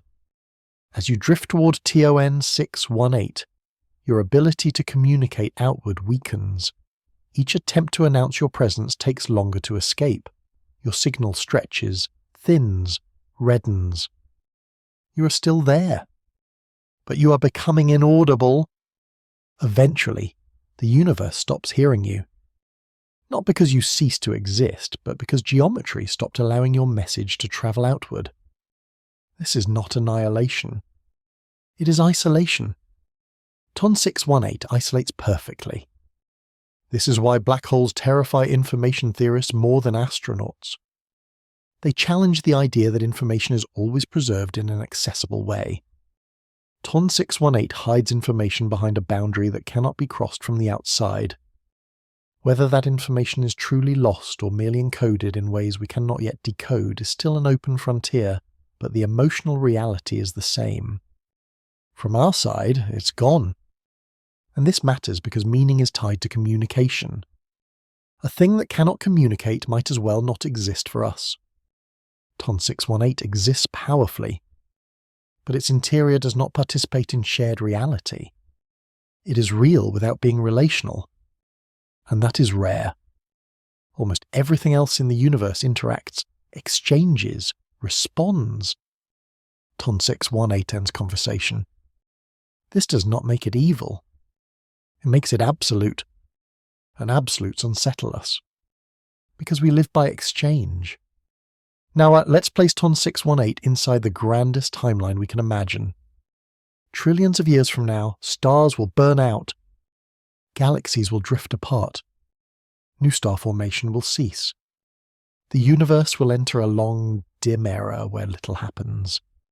In that era, black holes remain. TON 618 will remain. It may slowly merge with others. It may slowly lose mass through Hawking radiation. but slowly here means timescales so long that language breaks down. TON 618 will outlast nearly every structure we recognise. It will sit as one of the final gravitational landmarks in an otherwise thinning universe. This gives it a strange status. It is both ancient and futuristic, a relic of violent beginnings and a survivor of quiet endings. TON 618 compresses the universe's arc into one object. From chaos to stillness, from abundance to scarcity, from brightness to darkness. And yet, it is never nothing. There is always curvature, always mass, always consequence. Even in the far future, when most motion has faded, TON 618 will still be telling space-time how to bend. This is not poetic license. It is persistence. Which brings us back to a deeply human reaction. We tend to measure importance by activity. What is moving? What is changing? What is loud? TON 618 challenges that instinct. It is important precisely because it does not need to change. It has already done the work. Now it waits. This waiting is not suspenseful. It is settled. And settled things can be unsettling, because they suggest finality without resolution. TON 618 will not evolve into something else interesting. It will not surprise us later with new behaviour. Its story is largely complete, and that completion contrasts sharply with our own unfinishedness. We are always becoming. TON 618 already became. Long ago, which leads to a final inversion in how we relate to it. At first, we imagine falling into the black hole. Then we imagine orbiting it. Then we imagine watching it from afar.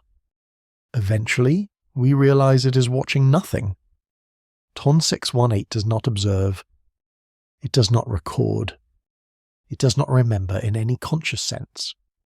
Its memory is mass. Its attention is gravity. And that is enough to shape galaxies. Enough to distort time. Enough to endure across epochs. TON 618 is not alive, but it outlasts life. Not because it tries, because it doesn't need to. And that truth reframes the human position one last time. We are temporary, but we are expressive. We flare briefly. We exchange information. We build meaning. We ask questions. TON 618 does none of that. It does not ask. It does not answer. It does not explain. It simply exists as a solution to an equation the universe had no reason not to solve. And yet that solution reverberates. Because it exists in the same reality as us. A reality that allows both thinking beings and silent giants. Both fragile moments and persistent structures. TON 618 does not threaten that balance. It exemplifies it. Because a universe that can host something this extreme and still leave room for planets, oceans, minds is not optimized for any single outcome. It is optimized for possibility. And possibility does not care which outcomes feel comfortable. It allows everything, and lets survival carve meaning afterward. TON 618 survived. We survived. Not for the same reasons, not with the same strategies, but under the same laws. And that shared legality, the fact that the same physics permits both, is the quiet connective tissue between us. TON 618 is gravity unleashed. We are chemistry given time. Both are allowed. Both are real. Both are temporary in different ways. And as we approach the final movements of this story, the focus shifts again. Not to mass, not to time, but to perspective itself. Because TON 618 does not just bend space-time. It bends what we consider worth thinking about. And once that bend happens, you don't return to the same orientation. You carry it with you, like a subtle curvature in how you see everything else. The universe feels larger, not because it grew, but because you did. And that growth quiet, internal, irreversible, is the final gravitational effect of TON 618. Not on space, but on the mind holding it. Once perspective bends, something unexpected happens. The universe stops feeling hostile. Not friendly, never that, but neutral in a deeper way. TON 618 helps force that neutrality into focus, when something this vast exists without intention, without preference, without narrative. It strips away the idea that the universe is aiming at anything. It isn't. It's allowing. An allowance changes how we interpret everything else. TON 618 did not form for a reason. It formed because reasons existed. Density, time, gravity, opportunity. Remove any one of those, and it wouldn't be here. Leave them alone long enough, and it was inevitable. This inevitability is uncomfortable because it suggests that outcomes don't require meaning to occur. Meaning arrives later, carried by observers, which brings us to the quiet but essential role of witnessing. TON 618 does not need to be seen, but the fact that it can be seen across 10 billion years of expansion tells us something precise about the universe's structure. Information can survive absurd distances. Patterns can persist. Light can escape chaos. That alone is extraordinary. TON 618 exists at a scale where information is routinely erased, and yet the information about it survives. The black hole swallows. The universe broadcasts. Both are true, and that tension is where our understanding lives. Now imagine, briefly, a universe with no observers. TON 618 would still exist. Its gravity would still curve space-time. Its mass would still anchor its galaxy.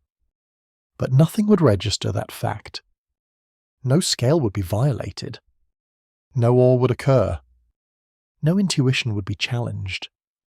The black hole would be complete but unacknowledged, which raises a subtle but powerful realization. Awe is not a property of the universe. It is a relationship. TON 618 becomes awe-inspiring only when filtered through a mind that has limits. And those limits are not flaws. They are what gives scale its impact. If we could intuitively grasp tens of billions of solar masses, TON 618 would be mundane. It is only because we can't that it matters. This flips the usual hierarchy. Our smallness is not a deficit. It is what makes wonder possible. TON 618 needs our limitation to feel immense, and we need its immensity to feel oriented. Now consider this: TON 618 is not just large in absolute terms. It is large relative to everything we are familiar with. This relational largeness is key.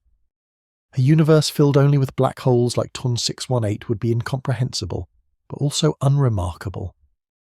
Contrast creates meaning. TON 618 matters because it sits next to stars, planets, dust, life. It stretches the spectrum. And stretching the spectrum reveals the full range of what exists. This is why extreme objects are so important in science, not because they represent typical conditions, but because they mark boundaries. TON 618 marks a boundary of mass, a boundary of growth speed, a boundary of gravitational influence. Not necessarily the final boundary, but a visible one. Boundaries tell us where rules change in effect, even if not in form. Physics does not change near TON 618. Our experience of physics does. An experience is where reality becomes navigable. Now, let's address the quiet discomfort that often follows this realization. If TON 618 is allowed, if such excess is normal, then what does rare even mean? Rare does not mean special. Rare means conditional. TON 618 required very specific circumstances at a very specific time. Those circumstances existed. Briefly, they passed. The black hole remains. Rarity in the universe is often a snapshot, not a permanent state. TON 618 is rare now. It may not have been rare then. And that distinction matters, because it tells us that the universe has phases: youthful abundance, mature structure, eventual thinning. We live in the middle. Ton 618 is a fossil of the beginning and a monument to the end. It spans phases, which makes it feel mythic. But it is not myth. It is chronology made dense. Now bring attention back to the body. Your body exists in a narrow gravitational regime. Time moves uniformly for you. Space feels flat. Signals propagate cleanly. You can trust cause and effect. This trust is invisible. You only notice it when it breaks. Ton 618 exists where that trust collapses. Time dilates. Paths bend.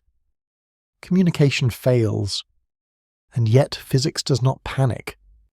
It simply switches regimes. The universe is comfortable operating without your intuitions. And that is not an insult. It is an invitation to let go of the need for comfort as a prerequisite for reality. Ton 618 does not make the universe colder. It makes it truer to its full range. And truth, at this scale, is not soothing. But it is stabilizing. Because once you stop expecting the universe to feel human-sized, you stop being surprised by its excess. You stop asking, why is it like this? And start asking, what does this allow? Ton 618 allows us to think differently about permanence, about growth, about endpoints. It allows us to imagine futures where human concerns are irrelevant but not erased. Irrelevance is not annihilation. It is context. We are relevant locally. Ton 618 is relevant cosmically. Both can coexist. This coexistence is not accidental. It is structural. The universe is layered. Local physics governs atoms. Regional physics governs stars. Global physics governs expansion. Ton 618 sits at an interface between layers. Massive enough to feel global, local enough to remain a structure. This liminal position is why it feels uncanny. It doesn't belong cleanly to any scale we inhabit, which makes it easy to mythologize. But resisting mythologizing is important, because Ton 618 does not represent doom. It represents permission. Permission for mass to concentrate. Permission for time to stretch. Permission for structure to persist. And permission is neutral. It does not guarantee outcomes. It allows them. Now, step back one last time from the object itself. Consider the act of studying it. The photons that left its accretion disk travelled across expanding space for billions of years. They survived cosmic microwave background noise. They survived intergalactic dust. They survived redshift. They reached a planet that formed long after they left. They struck detectors built by a species that did not exist when the photons began their journey. And those detectors turned faint signals into numbers. And those numbers into estimates. And those estimates into understanding. This chain is absurdly fragile. And yet it worked. Ton 618 is extreme. But the fact that we know about it may be even more extreme. Because it implies that complexity not only arises but reaches backward across time to recognize earlier complexity. The universe produced TON 618. Then it produced us. Then it allowed us to notice TON 618. This is not destiny. It is coincidence stabilized by law. And that stability matters. Because it means that awe is not a fluke. It is a natural outcome when awareness meets scale. Ton 618 is scale without awareness. We are awareness without scale. Together, briefly, they intersect. And in that intersection, meaning appears, not because the universe intends it, but because we do. An intention, even when local and temporary, is powerful. It allows us to frame the unframeable, to hold the unholdable, to feel complete without needing answers. TON 618 does not answer questions. It absorbs them. But it leaves us with something else. A sense of proportion that lingers. A recalibration that persists. A quiet recognition that the universe is not built for us but still contains us fully. And containment without preference is the purest form of inclusion. TON 618 includes us in its universe by ignoring us entirely. And that indifference, paradoxically, is what allows us to exist. As we move toward the final movements of this journey, the tone shifts again. Not toward fear, not toward mystery, but toward closure.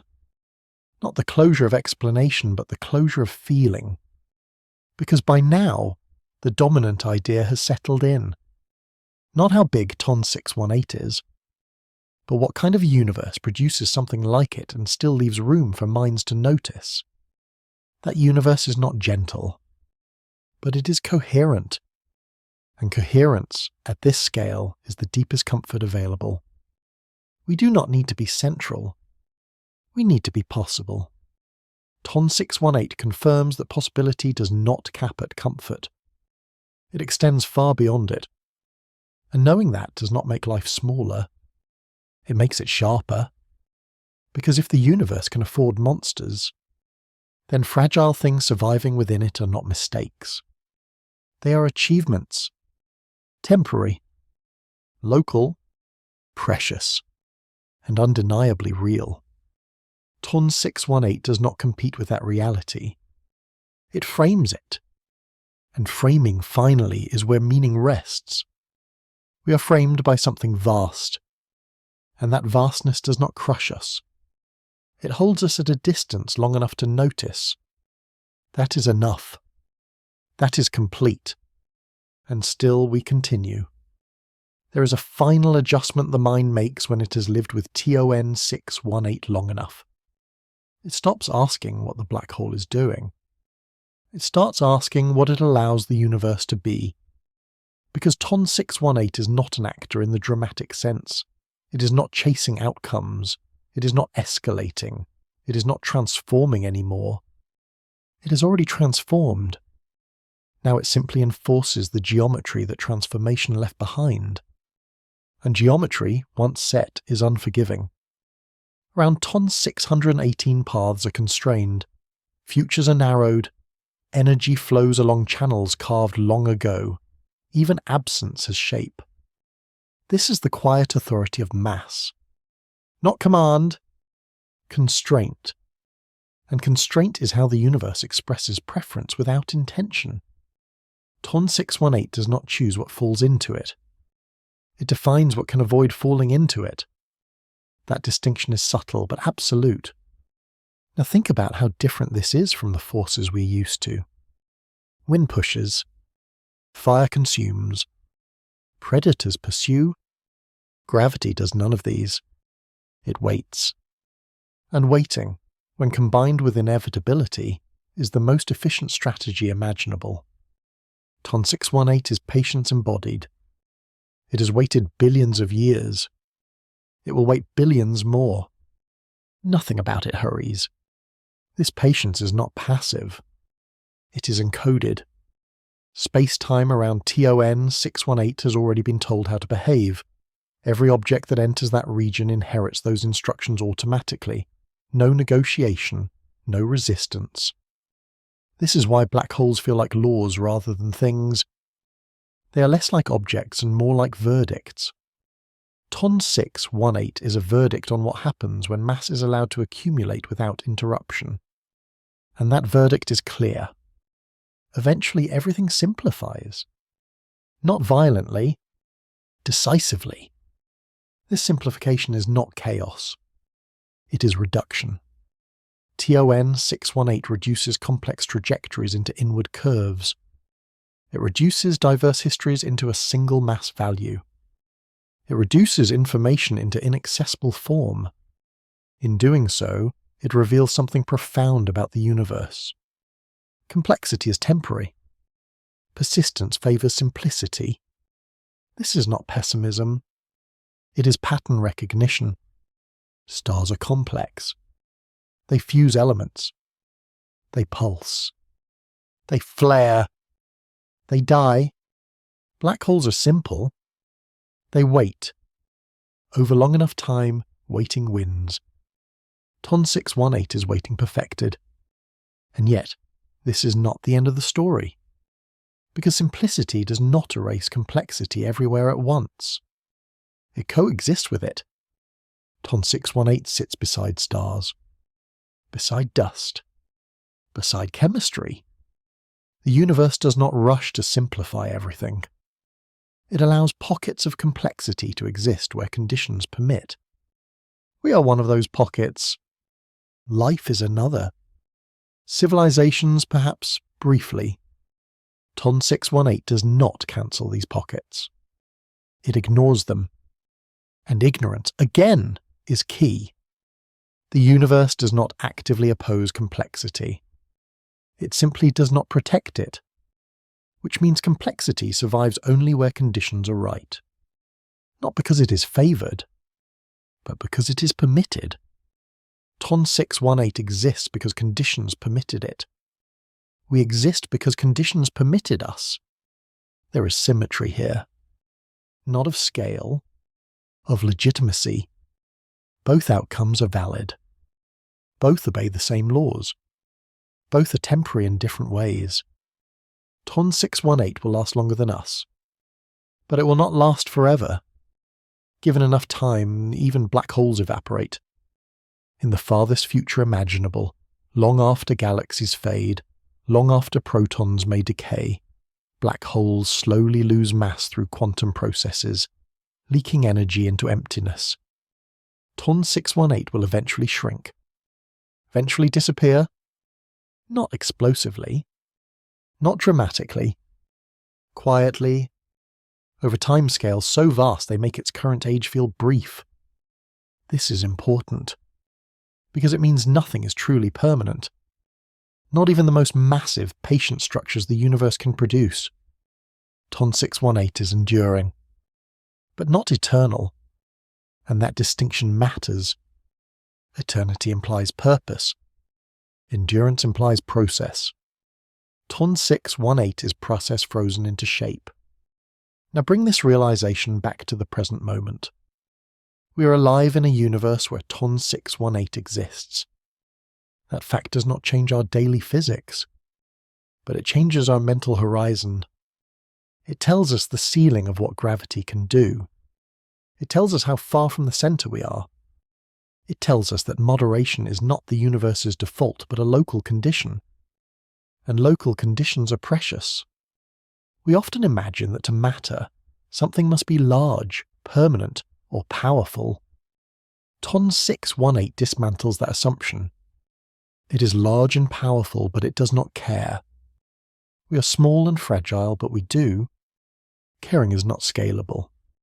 It does not increase with mass. It does not correlate with longevity. It emerges in narrow windows where chemistry, time, and stability overlap. TON 618 exists outside that window. We exist inside it. And that difference is not a hierarchy. It is a division of roles. TON 618 shapes the stage. We experience the play. Now imagine the universe without TON 618. Not just without that specific black hole, but without the possibility of such extremes. A universe where mass could never concentrate that much. Where gravity always softened. Where collapse was always prevented. Such a universe would be smoother, more uniform, more predictable, and likely sterile. Because without extremes, there is no contrast. Without contrast, there is no structure. Without structure, there are no gradients. Without gradients, nothing flows. TON 618 represents the far end of a spectrum that makes everything in between possible. It is the anchor point that allows lesser structures to exist without unraveling. This is counterintuitive. We associate extremes with instability. But in cosmic terms, extremes often stabilize systems by defining boundaries. TON 618 defines a boundary. Not one we approach, one we measure ourselves against. And measurement is the beginning of understanding. Not analytical understanding, situational understanding. Knowing where you stand, knowing what is possible, knowing what is survivable. TON 618 tells us that the universe does not cap its creations at what minds can handle. It goes further and leaves minds to catch up if they can. We are catching up. Slowly. Imperfectly. But enough. Enough to hold this object in thought without panic. Enough to let it be vast without needing it to be meaningful in a human way. Enough to let silence exist without filling it. This restraint on our part is new. It is learned. And TON 618 helps teach it. Not by instruction. By presence. Now the story begins to close in on itself. Not by shrinking. By settling. TON 618 does not demand a conclusion. It does not require a takeaway. It simply stands as evidence that the universe can do more than we expect and does not feel obligated to justify it. That realization, once accepted, is strangely freeing. It removes the burden of cosmic expectation. The universe does not need to make sense to us. It needs only to be consistent with itself. TON 618 is consistent. Brutally so. And that consistency is enough to support everything else. Stars, planets, life, thought. We are not the reason the universe exists. But we are a consequence it tolerates. And tolerance in a universe this extreme is generous. TON 618 tolerates us by being far away. We tolerate it by thinking about it without trying to tame it. This mutual distance is the basis of peace.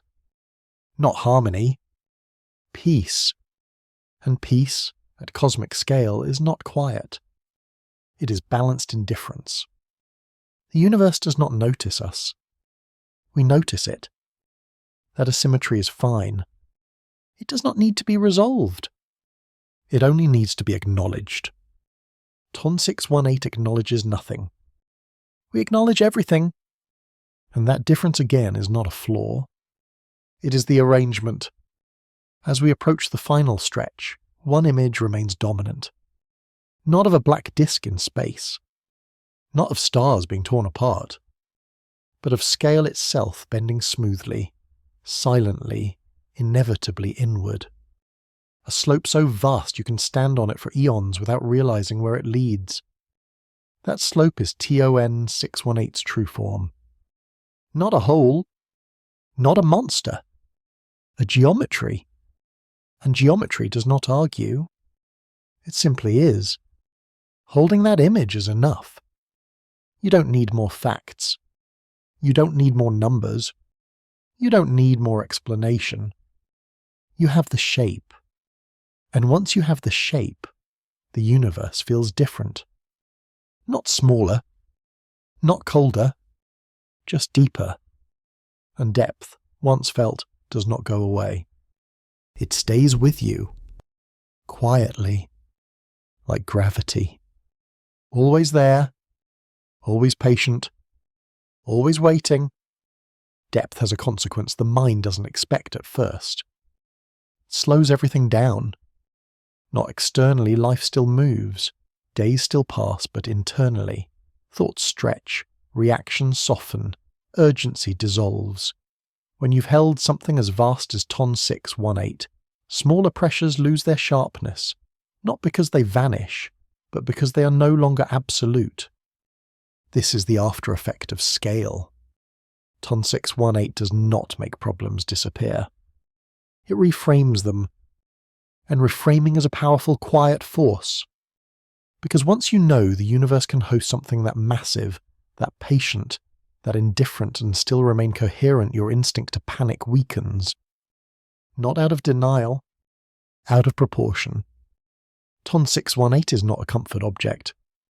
It does not reassure. But it anchors. It anchors the idea that existence does not depend on drama to continue. that things can persist without noise, that endurance does not require urgency. This matters more than it seems. Human anxiety thrives on imagined absolutes. Deadlines, final chances, points of no return. TON 618 reveals that the universe operates on a different rhythm entirely. Points of no return exist, but they are vast, quiet, and rarely dramatic. The drama is something we add later. The black hole does not rush. It waits. And in waiting, it teaches something unintentionally profound. If gravity can be patient on this scale, perhaps patience is not weakness. Perhaps it is alignment with how reality actually unfolds. Now return briefly to the physical image, not to escalate, but to settle it. Imagine TON 618 as it exists now.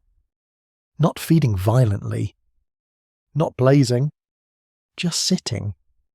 A mass tens of billions of times heavier than the sun, curving space-time so deeply that even emptiness has direction. Around it, stars orbit. Farther out, gas drifts. Farther still, galaxies move away with cosmic expansion. Everything continues.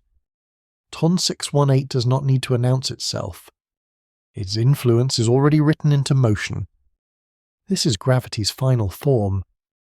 Not force, not collapse. Context. Everything nearby moves the way it does because TON 618 exists. And that is enough. This is why black holes feel like background truths rather than foreground events. They do not intrude. They underpin. TON 618 underpins an entire region of the universe. An underpinning is invisible until you remove it. Now imagine removing it. Not physically, conceptually. Erase TON 618 from the equations. Suddenly orbital paths unravel. Gas redistributes. Star formation histories change. The galaxy's future diverges. TON 618's importance becomes visible only in absence. This is another lesson of scale. The most influential things are often the least noticeable in the moment. TON 618's violence is historical. Its present is quiet. And quiet power is easy to underestimate. This is why it feels mythic. Not because it defies physics, but because it embodies a pattern humans recognize instinctively.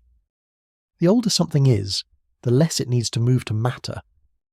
Now widen again to the universe as a whole. The universe does not center on TON 618.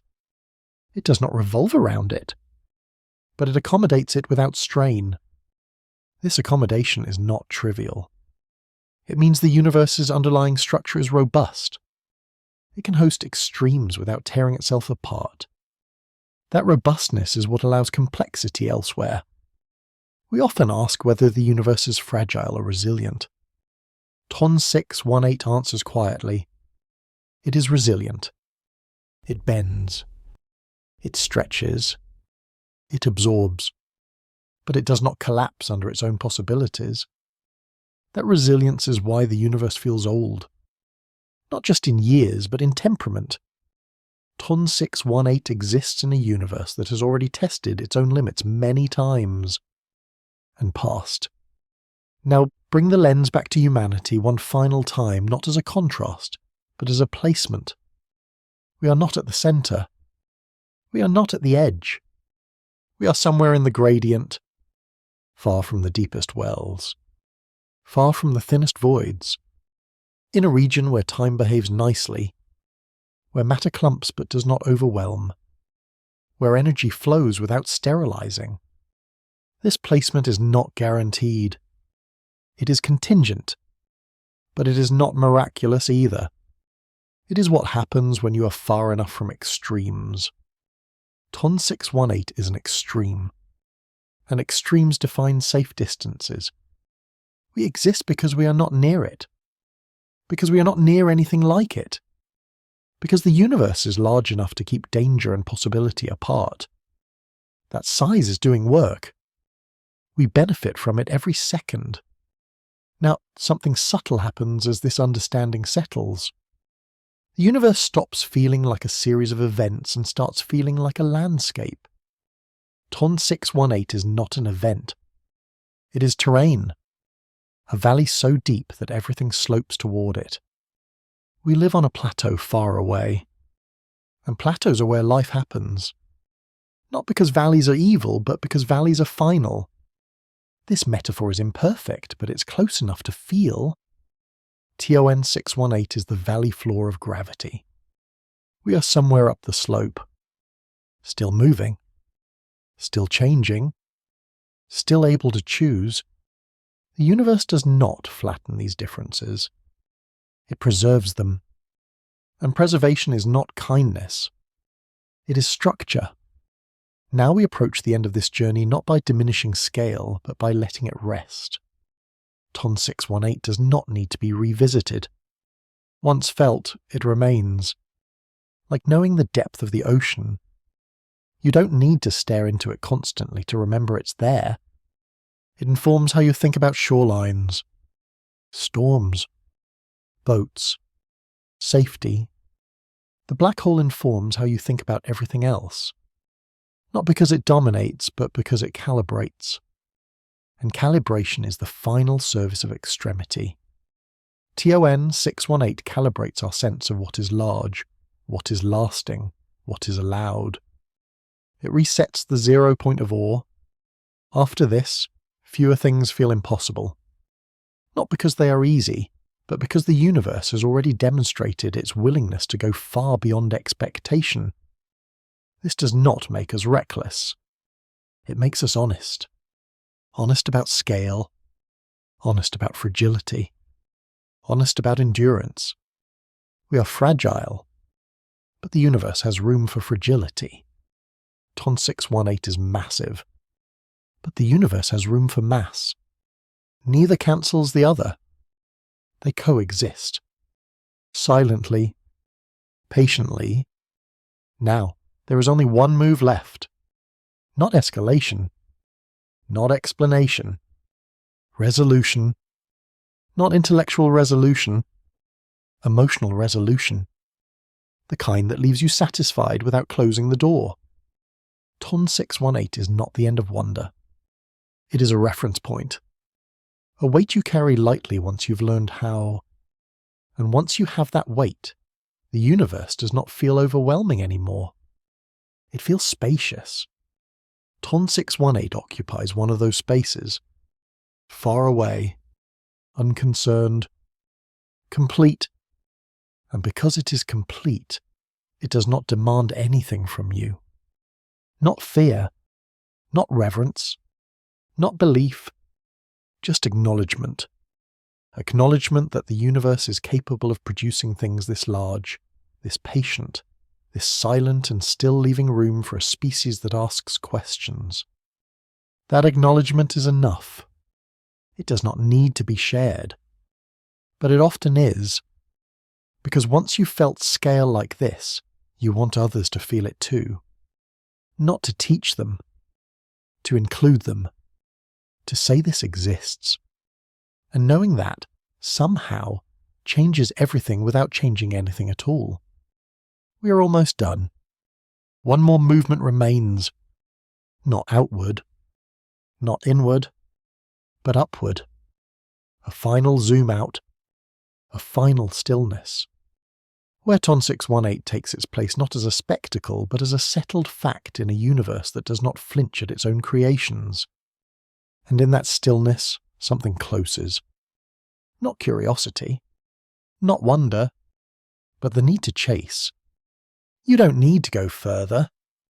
You've already reached the edge where scale becomes felt rather than understood. That is enough. That is complete. And the universe, vast and indifferent, quietly agrees. The final zoom out does not reveal more detail. It removes it. TON 618 from far enough away stops being an object at all. It becomes a punctuation mark in the universe's structure, a place where lines converge, where curvature deepens, where history compresses. From this distance there is no disk. No jets. No drama. just a distortion so deep that everything else has to root around it. And this is the last inversion. The closer you are, the more chaotic it feels. The farther you pull back, the calmer it becomes. TON 618 is violent locally. But globally, it is quiet. That quietness is not emptiness. It is equilibrium. The universe absorbs even its own extremes. This is why the cosmos does not feel fragile despite producing monsters. It has buffers.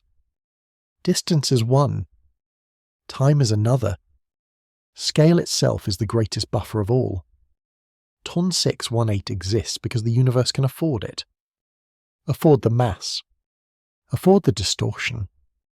Afford the weighting. And affordability implies surplus. The universe has surplus reality. Enough to host galaxies. Enough to host black holes that outweigh billions of stars. Enough to host brief questioning minds on small planets. Nothing is squeezed out by the existence of TON 618. It takes up almost no space relative to the whole. This is the last lesson of scale. Even the largest things are small in the right frame. TON 618 can swallow solar systems, but it cannot dent the universe. This realization does not shrink it. It places it. Placement resolves tension. Once you know where something fits, you stop bracing against it. TON 618 fits. Now think about what remains when the spectacle fades. Not images, not numbers, but a single sensation. Weight. Not the weight of fear, the weight of reality. TON 618 gives gravity back its dignity. It reminds us that gravity is not just the weakest force measured in laboratories. It is the force that, given time and room, decides everything. TON 618 is gravity given both. Time, room, nothing else. No intelligence, no intention, no guidance, just accumulation and patience. And patience, when extended long enough, becomes destiny. This reframes how we think about beginnings and ends. Beginnings are loud, ends are quiet. TON 618 sits closer to the end than the beginning. Not the end of everything, but the end of escalation. There is nowhere further for mass to go without changing category entirely. TON 618 is mass at rest. Not physically at rest, nothing ever truly is, but conceptually. It is what mass looks like when it has done all the becoming it needs to do. And that is why it feels complete. Completion is rare. Stars are incomplete. They burn towards something else. Planets are incomplete. They erode. Life is incomplete. It adapts. TON 618 is complete. Not because it cannot change, but because any change now is marginal. It has arrived at a form where the universe has little left to say to it. And that is why it does not speak back. Now look one last time at the contrast that started this journey. A human body weighs maybe 70 kilograms. A planet weighs sextillions of tons.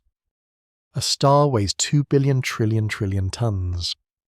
TON 618 weighs more than 60 billion of those stars.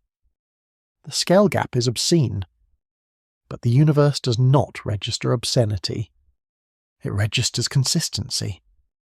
TON 618 does not violate rules. It fulfills them thoroughly. And thoroughness, not rebellion, is what makes it extreme. This is the final recalibration. The universe does not create monsters by breaking rules. It creates them by obeying rules without restraint. TON 618 is obedience taken to excess. And excess when lawful is unstoppable. Now we slow all the way down. No more escalation. No more revelation. Just stillness. TON 618 10 billion light years away. Light left it long before Earth formed. That light crossed expanding space. It arrived. We noticed. We reconstructed something unimaginably large from something unimaginably faint. And then life went on. TON 618 did not notice as noticing. The universe did not pause. Nothing changed externally. Everything changed internally. And that is enough. Because the purpose was never to change the universe. It was to let the universe change you just slightly. Enough to feel scale. Enough to feel depth. Enough to feel complete without answers. TON 618 is not a riddle. It is a fact. A fact so large that it becomes emotional. A fact that does not need to be resolved. Only held. Now, as this journey approaches its final moments, there is one sentence that remains. Not a conclusion. A residue. A sentence that stays after the images fade. Here it is. The universe is capable of building things that do not need us and still leaving room for us to exist. That sentence contains TON 618. Everything else was scaffolding. We are almost done. One last breath remains. One last still frame. Where TON 618 is not looming. Not threatening. Not teaching. Just present. Curving space-time. Waiting. And the universe, vast and unbothered, carries on around it. So do we. And that coexistence, silent, stable, unacknowledged, is the final truth this black hole offers. Not meaning. Not warning. But scale. Pure, unargued scale. And scale, once felt, does not need to be repeated. It stays. Like gravity. Always there. Holding everything in place without asking to be noticed. That is TON 618. And that is enough. After scale settles, after awe cools into something steadier, there is a strange calm that follows, not relief, not resolution, something quieter, the recognition that nothing more needs to happen. TON 618 does not escalate. It does not surprise you at the end. It simply remains. And remaining in a universe defined by change is its final distinction. Most things are verbs. Stars burn. Planets orbit. Life adapts. Civilizations rise and fracture. TON 618 is a noun. A fixed point in a story otherwise written in motion. This is why it feels heavier the longer you think about it. Not because it grows, but because everything else keeps moving around it. Motion reveals stillness by contrast, and stillness, when absolute, feels profound.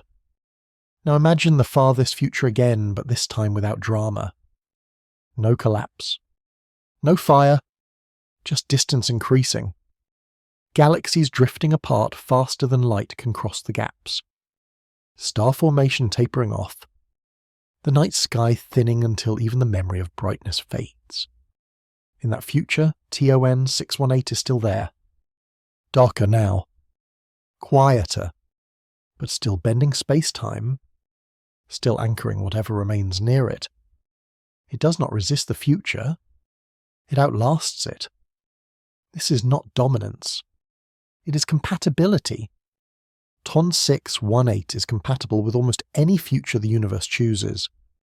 Hot. Cold. Dense. Sparse. It adjusts without effort. That adaptability is not intelligence. It is structural resilience. And resilience, not power, is the real currency of deep time. This reframes the way we think about survival. We often imagine survival as struggle, as effort, as defense. TON 618 survives by not needing anything. It requires no input, no maintenance, no environment. It is self-sufficient in the most literal sense possible. Once formed, it asks nothing more from the universe except space and time. And the universe has plenty of both. This is why black holes are so unsettling. They represent a mode of existence that is completely detached from dependency. Everything else depends on something. Fuel. Conditions. Balance. Ton 618 depends only on the continuation of space-time itself. And even that dependency is loose. Because if space-time ends, everything ends. Ton 618 does not fear that. Fear requires anticipation. Ton 618 has none. Now bring the focus gently back to the present. We exist in a universe where dependence is unavoidable. We need air, water, energy, each other. Our fragility is real. But fragility does not mean insignificance. It means responsiveness. We respond to changes. We feel pressure. We adapt. Ton 618 does not respond. It does not adapt. It does not feel. And that difference matters. Because meaning lives in responsiveness. Ton 618 has no meaning. It has consequence. We have meaning, but little consequence on cosmic scales. And that division is not tragic. It is balanced. The universe needs both. Structures that persist and processes that experience. Ton 618 handles persistence. We handle experience. Neither role can replace the other. Now imagine, briefly, compressing the universe down to its essentials. Mass, energy, space-time. Ton 618 is mass-concentrated. We are energy-organized temporarily. Both dissolve eventually, just on very different clocks. This asymmetry in clocks is why the universe feels so vast. Not because of distance alone, but because of timescales layered on top of each other. Human time, stellar time, galactic time, black hole time. Ton 618 lives on the slowest clock available. Its seconds are measured in eons. Its changes in epochs. This slowness is why it feels ancient even when it's simply patient. Now something subtle but important emerges. Ton 618 does not make us feel rushed. It makes us feel early in our own story, early in the universe's long cooling, early enough that complexity still thrives, early enough that stars still burn, early enough that questions still matter.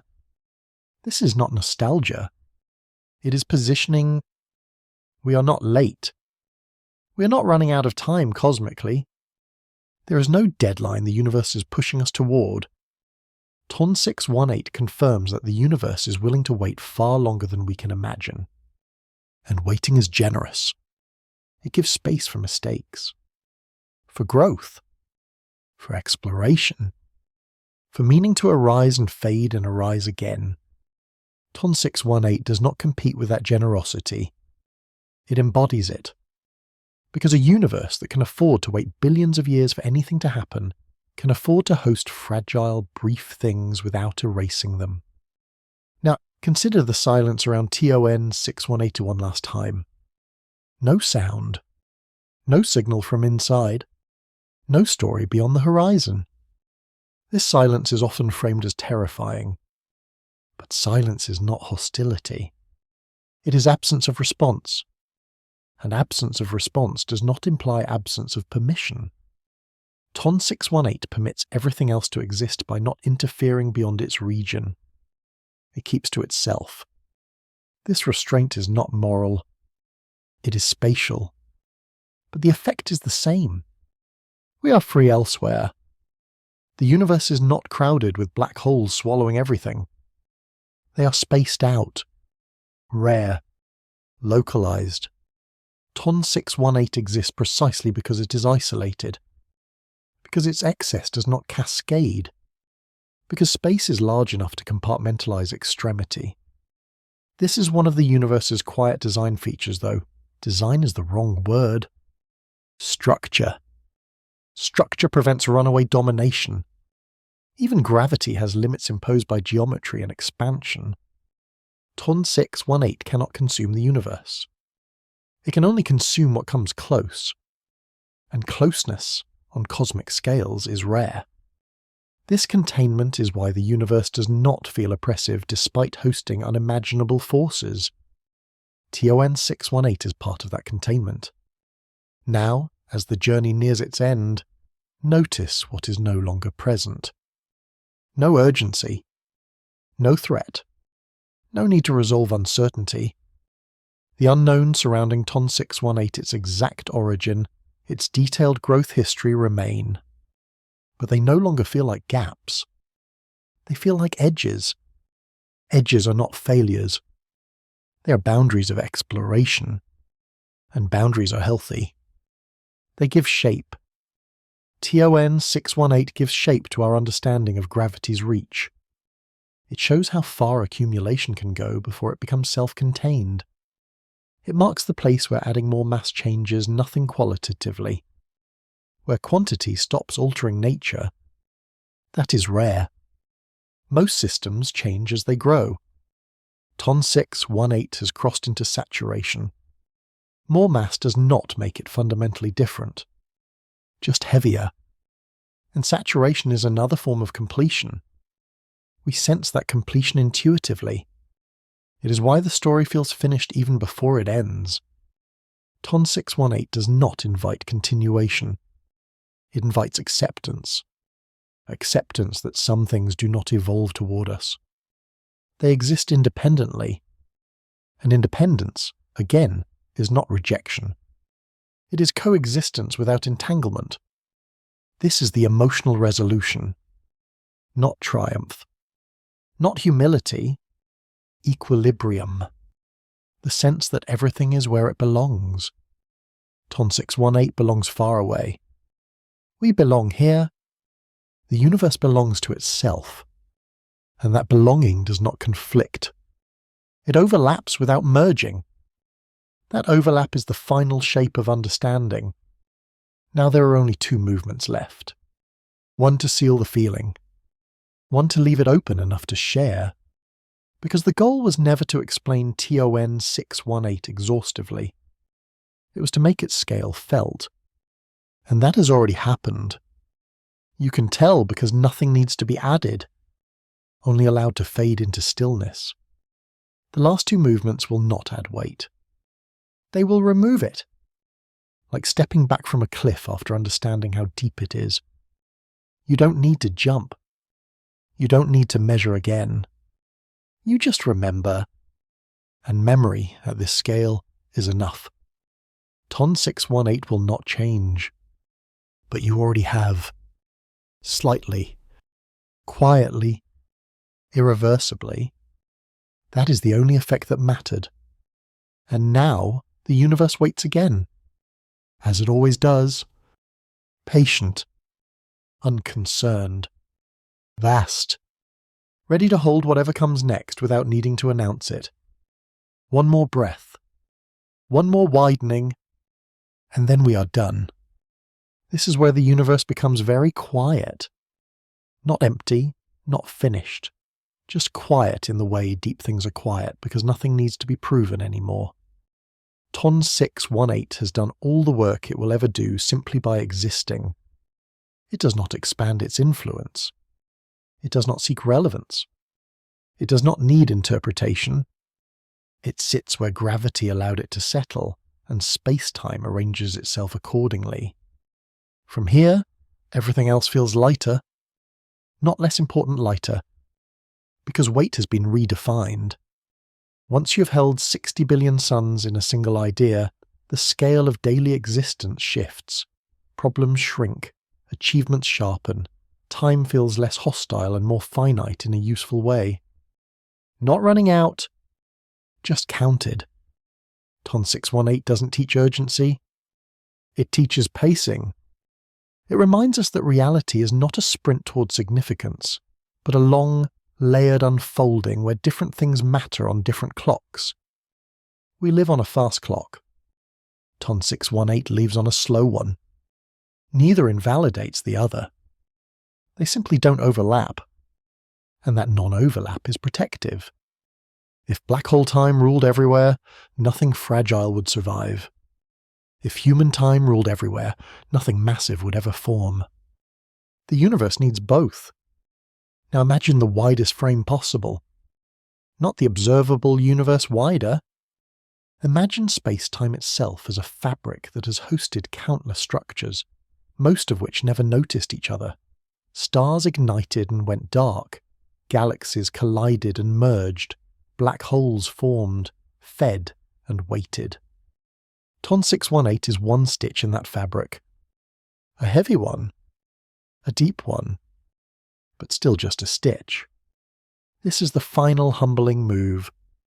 Not shrinking the black hole, shrinking the idea that any single thing defines the universe. TON 618 is extraordinary. But the universe does not revolve around extraordinary things. It contains them. Containment is the universe's true power. It can hold violence and calm, excess and balance, permanence and decay, all without contradiction. TON 618 is not a ruler. It is a resident with an enormous gravitational footprint, yes, but still one among countless outcomes. This realization completes the emotional arc. We are not dwarfed into insignificance. We are contextualized. Context does not erase meaning. It clarifies it. Our meaning is local, immediate, lived. TON 618's meaning is structural. Historical? Geometric. Neither competes. Now, consider the last image that remains when all others dissolve. Not a disk. Not a jet. Not stars being torn apart. But a region of space-time so curved that direction itself leans inward. A slope that has existed for billions of years and will exist for billions more. Silent. Stable. Uninterested. That slope is TON 618. Not the whole. Not the mass. The shape. And shape is the deepest truth physics ever gives us. Everything else is behavior on top of it. The shape remains. Now notice something else. Despite all of this, despite the scale, the age, the indifference, you're still here. Still breathing. Still located in a universe that allows thought. TON 618 did not erase that. It did not diminish it. It exists alongside it. And coexistence, again, is the quiet miracle we overlook. The universe does not have to make room for us. But it does. Not intentionally. Structurally, there is space. There is time. There is stability in some regions. Enough. Enough for chemistry. Enough for memory. Enough for questions. TON 618 is the opposite of all of that, and still the same universe holds both. This is not contradiction. It is range. The universe has range, and TON 618 sits at one extreme end of it. We sit somewhere safely inside. That placement is not random chaos. It is the statistical outcome of a universe that tries everything and lets persistence decide. TON 618 persisted. So did we. Not equally, not similarly, but legitimately, and legitimacy is the final word. TON 618 is legitimate. So are we.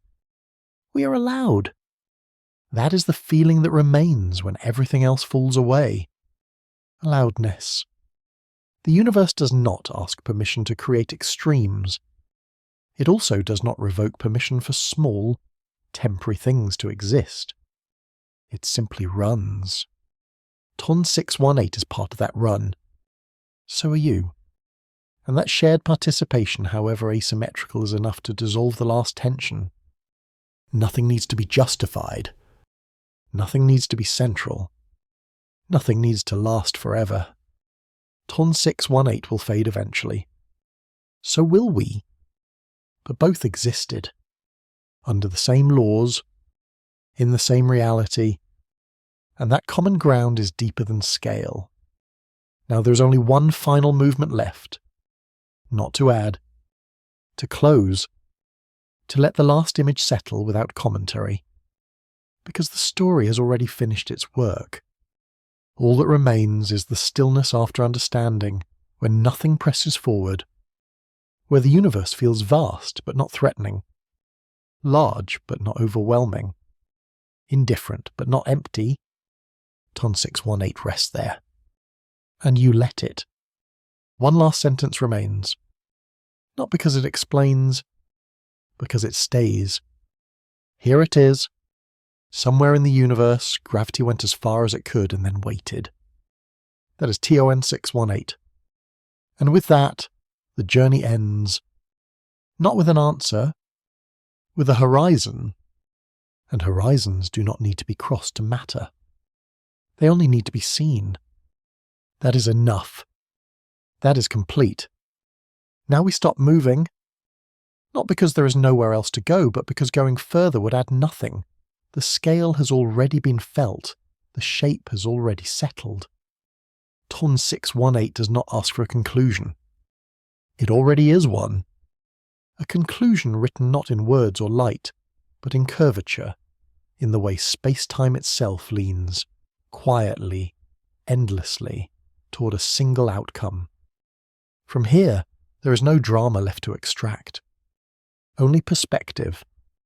Somewhere, 10 billion light-years away, there is a place where mass finished becoming, where gravity gathered everything it was ever going to gather and then stopped asking for more, where time slowed into something almost still and history compacted into weight. That place does not glow, it does not speak, it does not watch.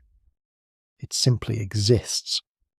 And that existence does not diminish anything else. It does not crowd the universe. It does not compete with stars. It does not threaten planets. It does not erase meaning. It occupies one deep fold in a reality vast enough to hold many folds without strain. Ton 618 is not looming over us. It is contained by distance, by expansion, by scale itself.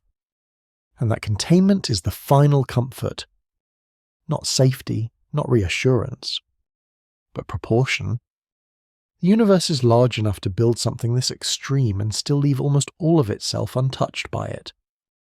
Large enough to host silence and life, finality and becoming, waiting and urgency. Ton 618 waits. We do not. We live in the moving parts, in the unstable zones, in the narrow band where things change fast enough to matter. That is not a lesser place. It is the only place where experience happens. Ton 618 has no experience, no memory, no fear, no wonder. It does not know it is vast. We do. And that asymmetry is not unfair, it is the arrangement. The universe outsourced awareness to small, temporary structures precisely because the large, permanent ones do not need it. Ton 618 holds gravity, we hold meaning. Both roles are filled. Nothing is missing. So when you step away from this, when the numbers fade and the image blurs, what remains is not the black hole itself. What remains is calibration. A reset sense of scale, a steadier sense of time, a quieter sense of urgency. You don't carry TON 618 as fear. You carry it as reference. As the knowledge that somewhere gravity reached its limit and did not explode, it settled. And in a universe capable of that kind of settling, there is room for brief things to matter without needing to last. There is room for lives that do not bend space-time, but still feel full. There is room for you. That is the final closure. Not awe, not humility, not insignificance. Placement. You are placed in a universe that can afford extremes and still afford you. Somewhere far away, gravity waits. Here, you move. Both are allowed. And that quiet, balanced, complete is the last true image of Ton 618.